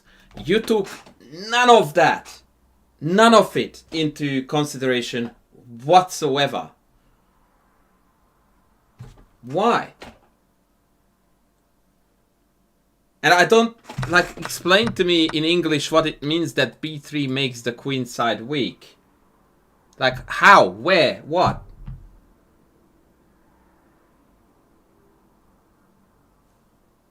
It's airy-fairy talk, man. You need to talk think in terms of moves and lines. And whilst c3 may be loose, that's vastly irrelevant compared to the fact that your opponent blundered into a fork. Like, you just let a critical moment in the game just way above your head. By the way, as in you ignored it. And you played a move in this position in 17 seconds. If I play this game with black, I'm in this position, and I play against the 1400 like you did, I spend more time than 14 seconds, or 17. 100%. Like, you decided that you singled out one feature of the position, and you just ignored everything else. Totally. And by the way, the move that you are playing is completely inconsistent with what you are saying, because you said the queen side is weak. This move fixes the queen side. There's nothing weak there anymore. Well, some squares, but like, hello. And instead, after e5 takes, you are winning, actually, ironically, the c3 pawn. Knight has to go back, take, and Happy Gilmore won the game. It's not about the blunder. It's about the way you think. Or, I'm going to go harsh here, the way you don't think. That's the problem here. I don't necessarily highlight here the blunder. What I highlight here is the way how your brain is meant to work versus how it's working currently.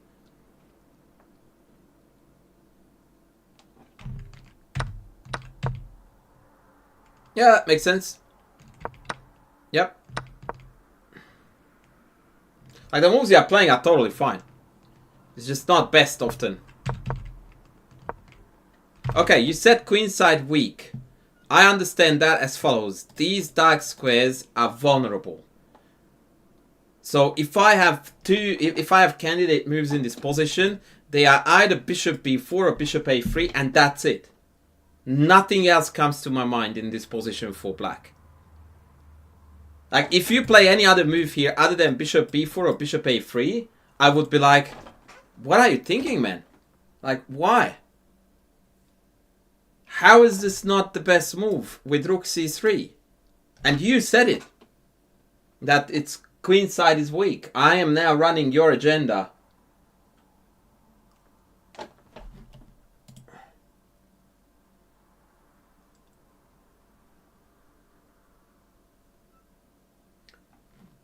Welcome on board, Noyade. So yeah, bishop e7. I can't. Yeah, like, I don't get the way how we think behind this move. Not bad, by any means. But it's illogical in my opinion. Yeah, very good. Yep. Oh, Jesus Christ. F takes. Lord, give me strength.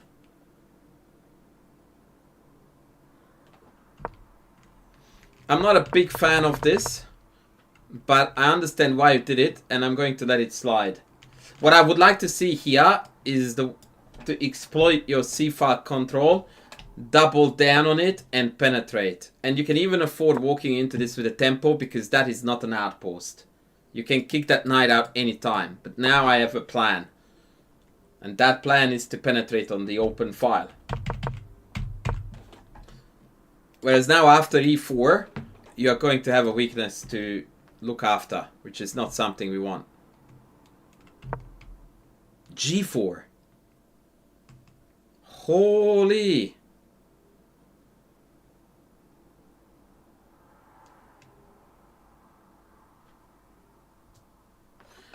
Okay, so here we played again a move that I find a little bit mysterious. So allow me to explain my thought process here, combined with yours. When you played here, what was your follow-up move going to be? Let's say they just pass. What's your next move?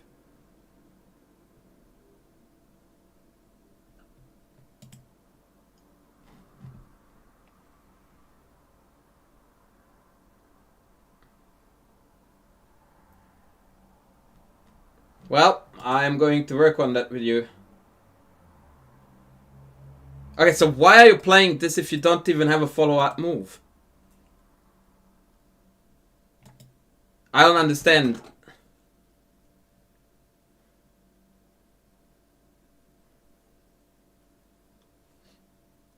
So what I'm trying to investigate, because this to me tells me that you want to penetrate on the c file, right? And you just want to deny the rook to come to c1.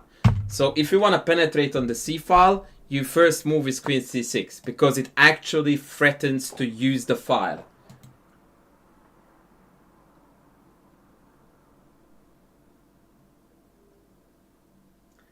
And you go like, do I need bishop a3 or can I just go here?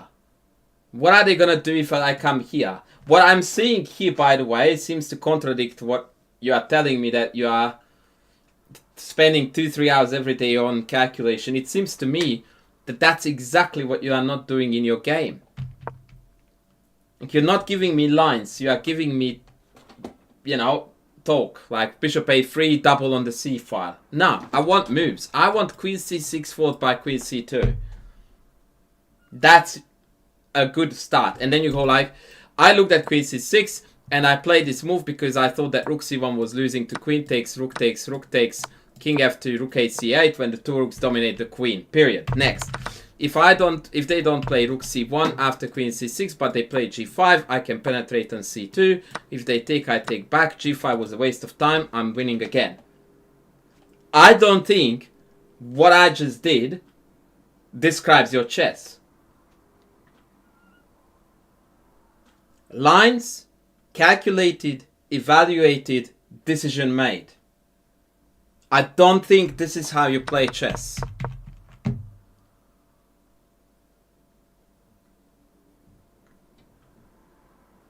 Tell me if I'm wrong.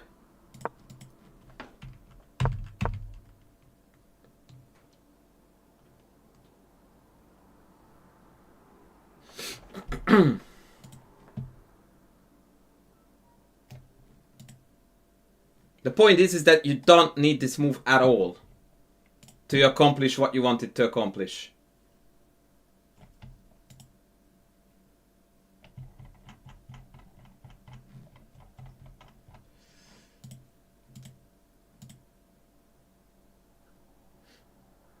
Now, on to the next question, because we have got more questions to come. After g5, tell me please, what moves did you consider as candidates? What lines did you calculate? And how did you... Yeah, see, that's exactly what I'm saying. You just proved my theory 100% spot on. That your decision making is based on airy-fairy talk, telling stories instead of lines. Like, it doesn't matter, mate, how many puzzles you solve a day if you don't use that skill in your games. Puzzle solving is not dominantly about becoming a good tactician, or not only. It's pattern recognition and calculating ability. So when you look at Queen C6, you put that calculating ability to use when you look at this. You can't play chess on account of I'm scared of rook c1. And by the way, why would you? Like, 2 rooks are worth more than a queen. Hey, Chess on Earth, good to have you on board, sir. So, yeah, you need to start calculating, man. Now, on to my next question. What were your candidates in this position? Oh, never mind.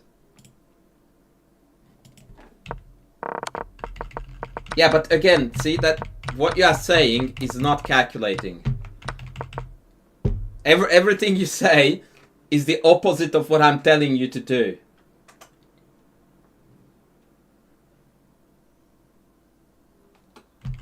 So, question. What moves did you consider against this?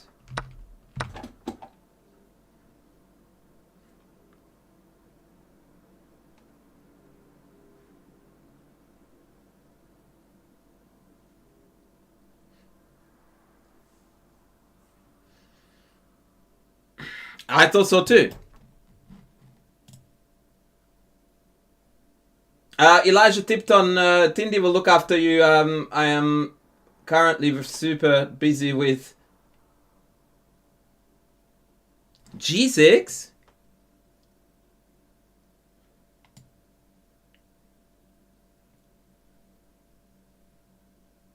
Okay, let me put this to you this way, because this is going to resonate better with, yeah, I agree, how you calculate. Do you want the F file open, or do you want the F file closed?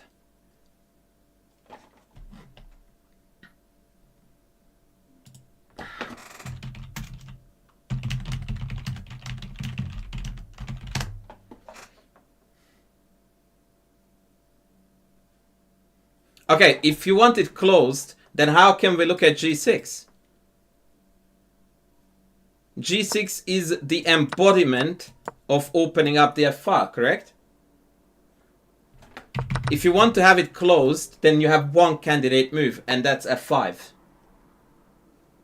Everything else gonna open it up. And since your opponent is very, very keen on opening this up, naturally you should be averse to it, right?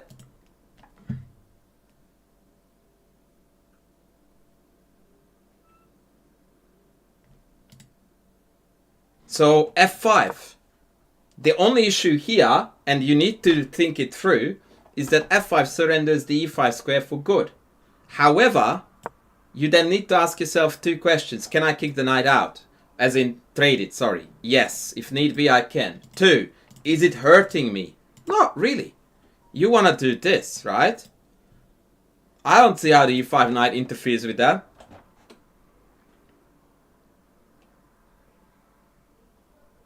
Yeah, well, see, this is where you need to contrast things. So, you need to bite your hand, or one of your fingers. And by the way, the move you played also allowed the knight to E5, so I don't understand the logic. I don't want to allow the knight to E5, therefore I play FG. Hello? How does that work?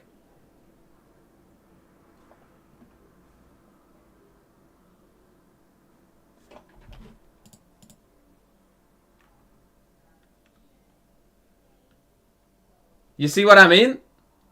Like, that allows the knight to E5 just as well as F5 would have. But now we cracked open the toilet door onto us, yeah? Okay. Yep.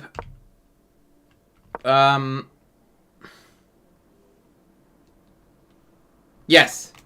Absolutely. Now, what is your opponent's threat here? Don't they want to take this and then Queen F1 and come in?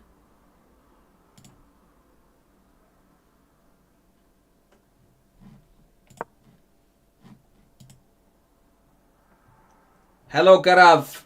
Hello, YouTube chat. I have neglected you for a little bit. Sorry. I hope Tindy is looking after you guys properly. Please consider subscribing to the channel while you can.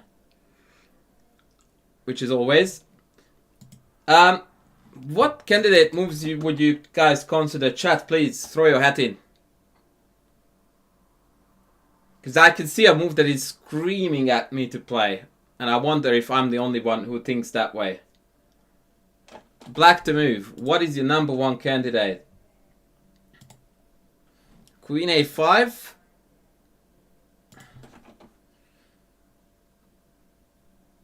Queen a6. Okay.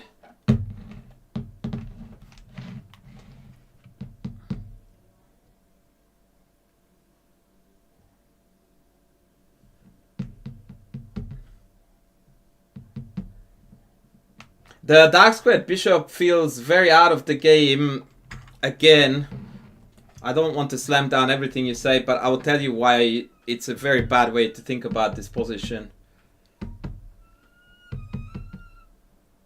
Isn't Queen d8 guys blundering the house?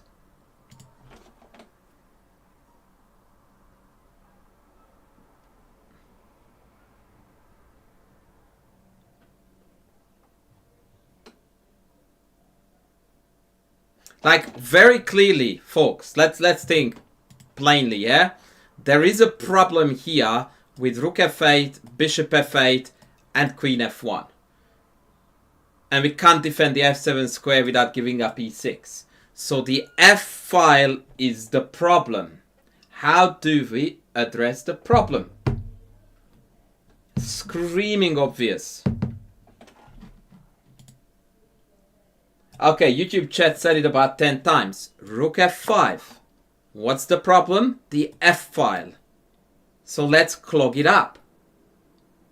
Your position and its quality has absolutely nothing to do with the bishop out of the game. Do you know why? Because it's not. It's totally in the game.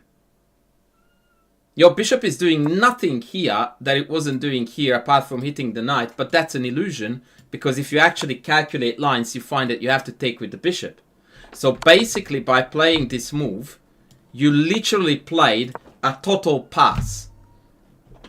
The effect of this move is the same as this one would have been. You just went like, have another move.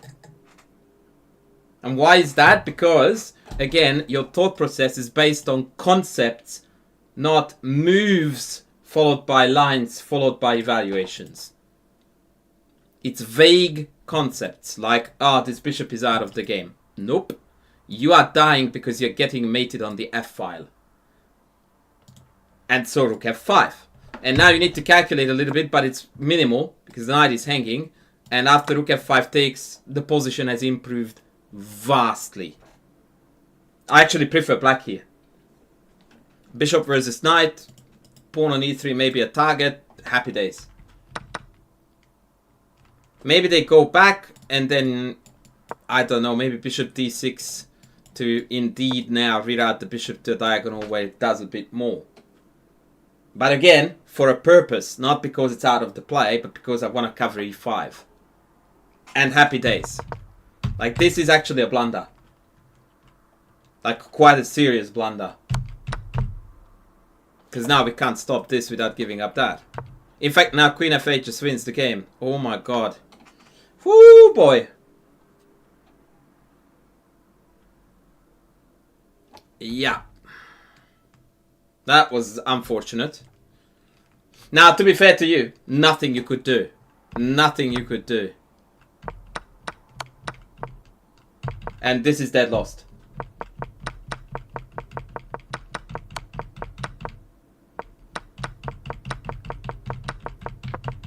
Yeah. Yeah, little things, my friend, but there is a lot of it happening in your chess currently that is easy fixes. The most important one is that you need to calculate a lot more.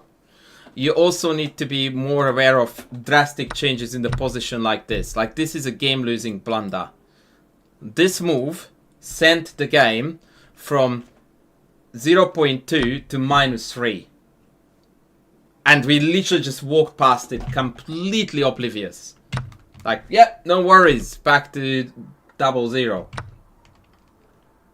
And all of that is because we are apparently focused on, you know, a weak queenside, whatever they may be, when you have got a game-winning fork. I really strongly disliked this move because this is what I call aggression in chess. Yeah, and now bishop a3, and we're dominating the board. Castles, rook doubles.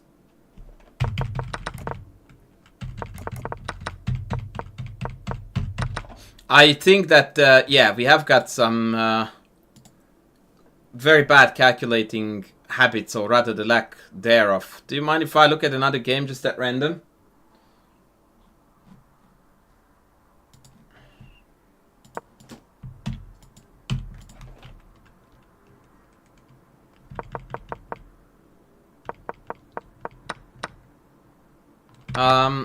Why are you taking this? That is a cardinal sin, my friend. Welcome, BB. Welcome to the new guys. We the Rabble. How are you going, man? And Turki Aldasari is in the house too. I didn't realize.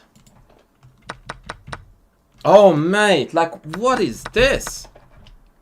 Okay. Area number 2 you need to work on is chess principles. Surrenders center, followed by surrenders bishop pair and a pin. Okay, I will not partake in this tilt fest. I will go back. Actually, I will look at a win. Call me a generous dude. I will look at a win. But that was catastrophic opening play there. Wow. Yeah, that's pretty clean. Yeah, that's good, good.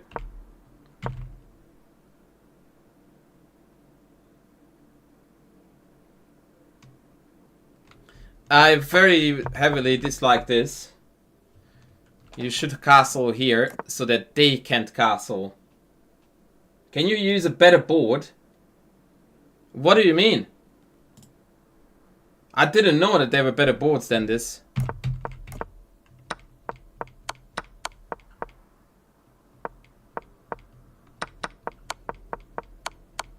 Yeah, goodie. There was nothing in this game that I can reflect on.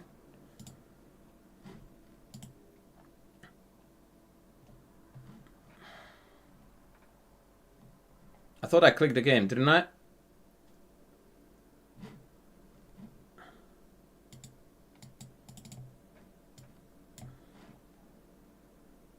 Okay, let's have a look at this.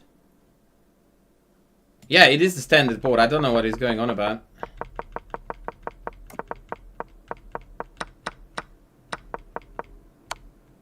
Okay, this one is not gonna be the prettiest, but I'll let that slide.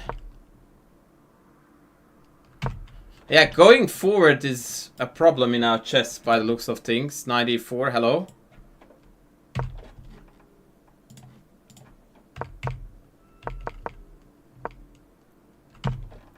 Yeah, we see a tendency here that concerns me, which is that you really like going backwards in chess instead of going forward.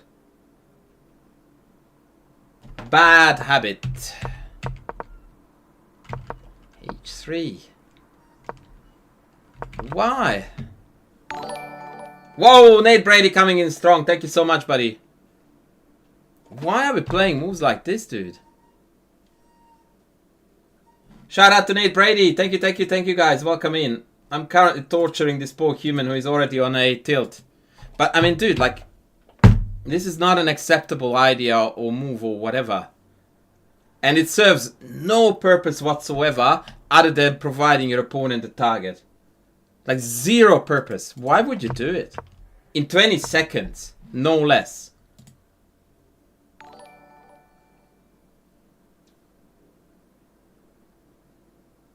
It's what? Yee, man. Like, wow. Don't. Like, you have knight f4 with a tempo.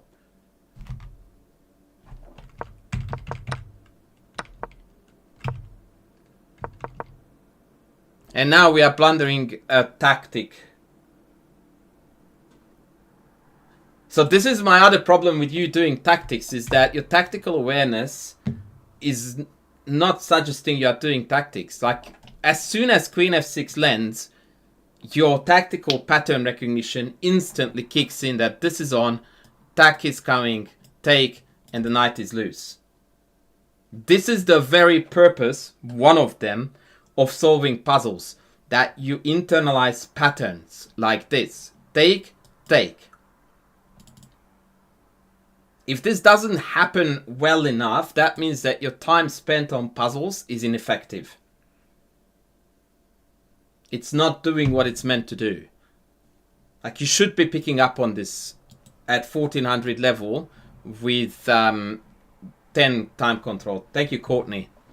It's a tactical blunder.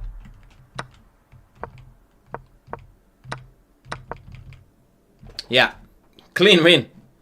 Clean win. Okay, one last one. I want to see a longer game.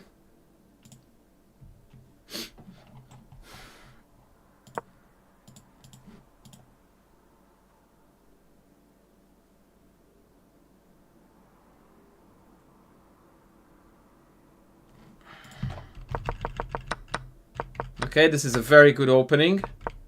Very good. Yeah, absolutely perfect opening.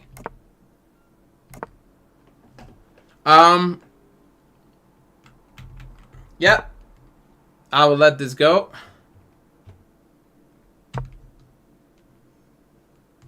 Yep.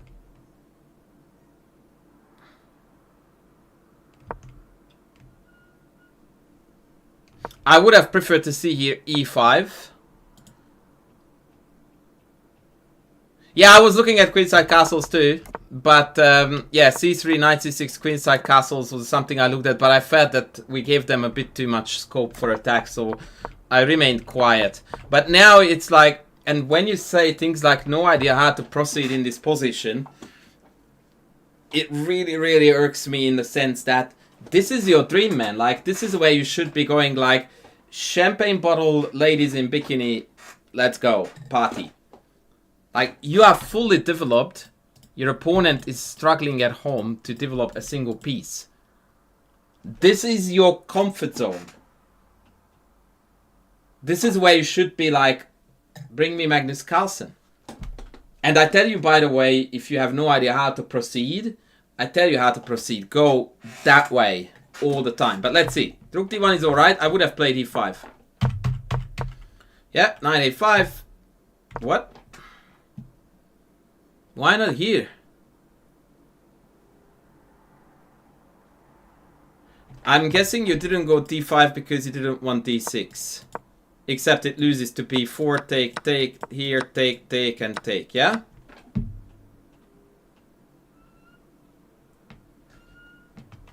Which is a testament to the fact that there comes a point in these positions when you will have to start calculating to justify your moves. And that point is now.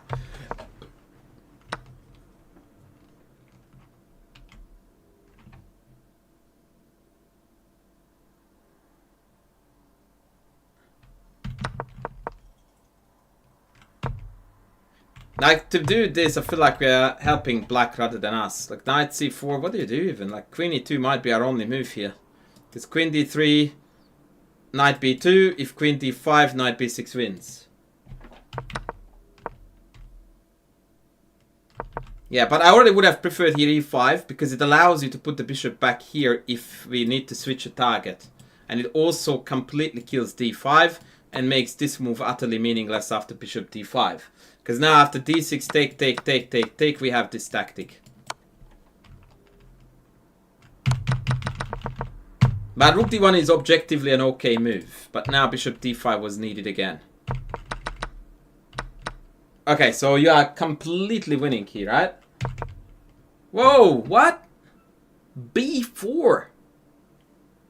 Where did this come from? Isn't that hanging?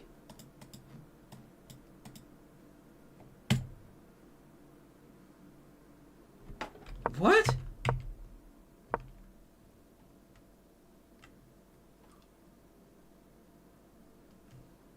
Why don't we play chess? Bring all the boys to the party. B4. Wow, that is massive.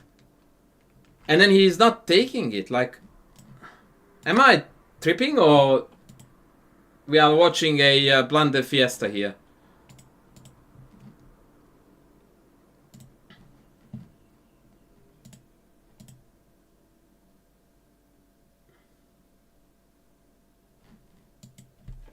Didn't see the bishop that you just attacked.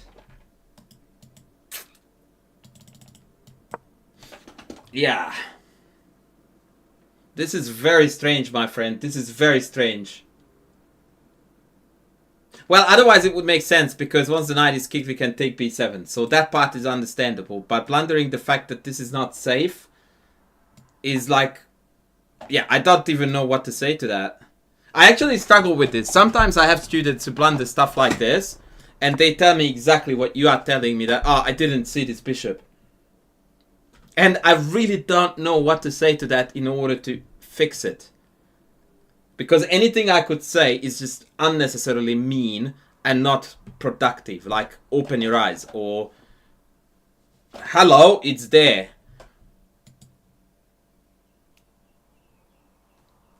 But none of these help you. And I would like to say something helpful. But when it comes to these very basic one-move blunders, I really don't know. So if you think that I have it all figured out in coaching, not even close. I really don't know how to help students who blunder stuff like this.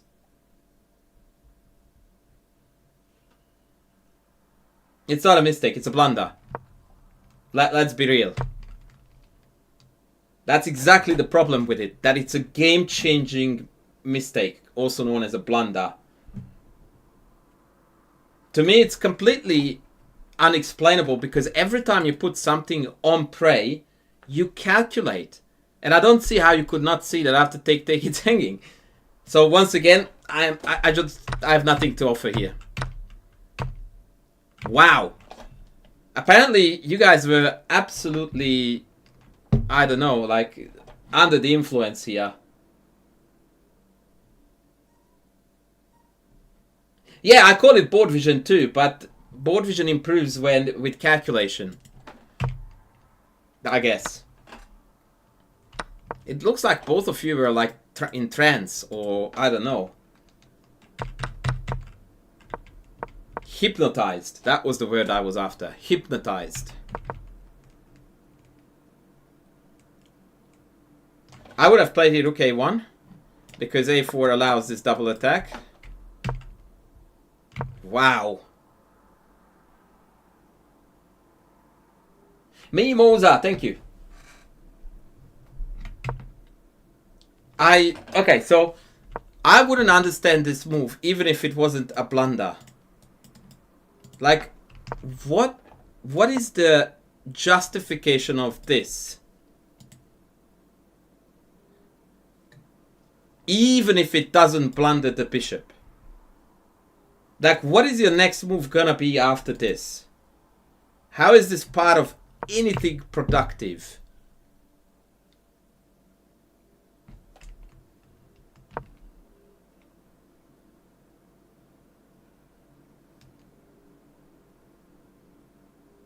Well, but like, see, it doesn't do that, because A, I can take it, B, I can kick it. So, even if we ignore the fact that we just blundered the bishop, this would have never ever occurred to me. Like, wouldn't at least rook e1 defend the check and one of the pawns? You know what I mean? It's so strange. And the rest is sad news.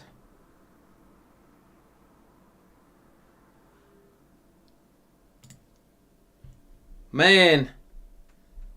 Yeah, I would like to see your training regimen.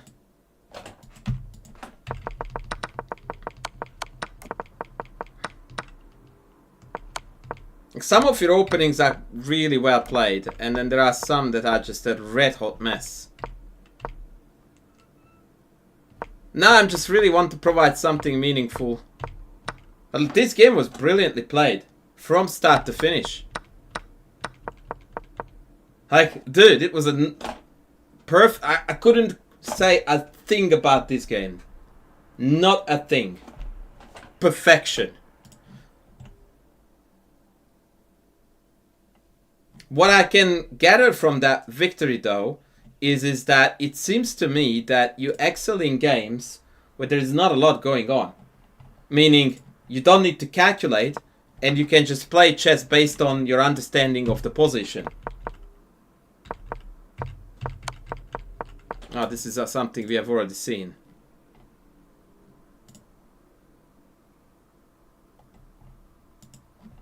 Yeah, I would like to see what the tactics training is looking like.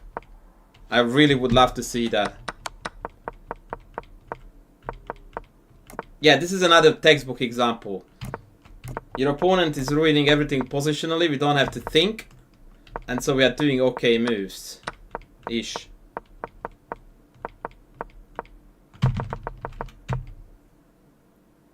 But look, this is textbook. So this is the problem. You tell me that you are looking at tactics. Did you see how I played 94 and then I went on and I went like, wait a second, we missed something.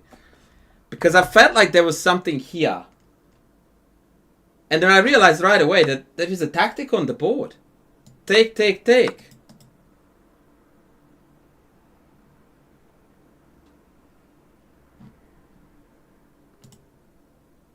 Right? So you play really good quality positional chess.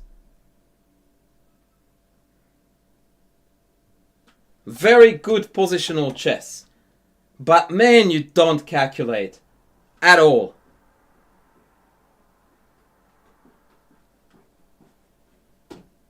What's up, love? Too loud? Yeah, Sorry. Apparently I am even annoying my own wife who is next to the room, let alone this poor guy. Yeah, dude, your calculations, in-game calculations, don't exist. And your tactical awareness also doesn't exist. The second one is a big problem because according to you, you do puzzles. So it should improve your pattern recognition. So stuff like this should pop at you. I will stop the torture now. I have to go too. But if I were you, I would start paying attention. This is something I would do, and I recommend this to my students a lot. Try to monitor yourself, especially when you are playing online, how many lines you actually calculate per game, right? Like the number of lines where you select a move, you calculate it, you evaluate it, and then you either discard it or you play it. Count how many of these you do in a game. And I will guarantee you, you will be shocked to see how little it is. That is one of the most important things that you need to change in your chess. That we need to first double, then tenfold that number. Because it's in single digits right now.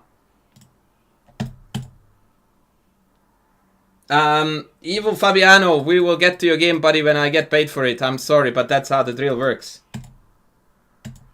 And besides, I need to go.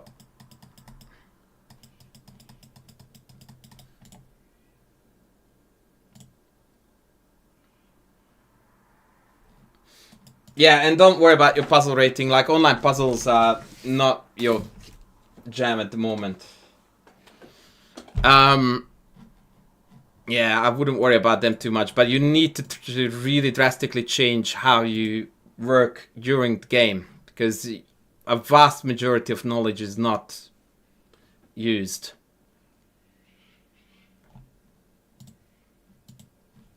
Thank you, Daniel.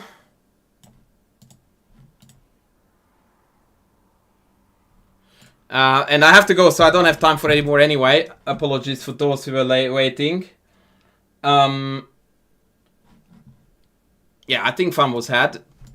I'm going to now bounce. Thank you very much, guys. Tomorrow might be streaming again, but maybe at a slightly different time. I will see how I go. But thanks for tuning in. Please go and check out the YouTube. The second video of the D4 black openings is gonna come up soon, so stay tuned for that one too. And now we are going to raid Fudge.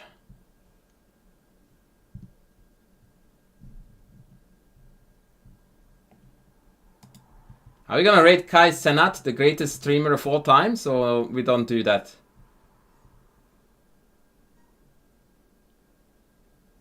No, I don't think that would be beneficial. Casual Dad, who are we raiding? Tell me.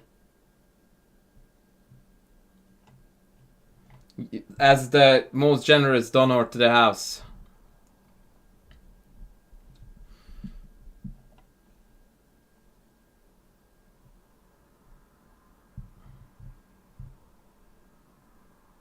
No, he's gone too. Wait.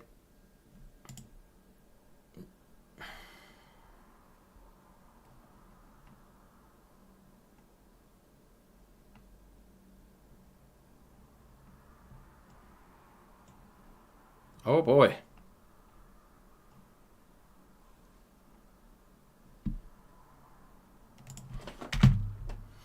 Oh my. Alright, let's make it Cash Carbon, whoever Cash Carbon is.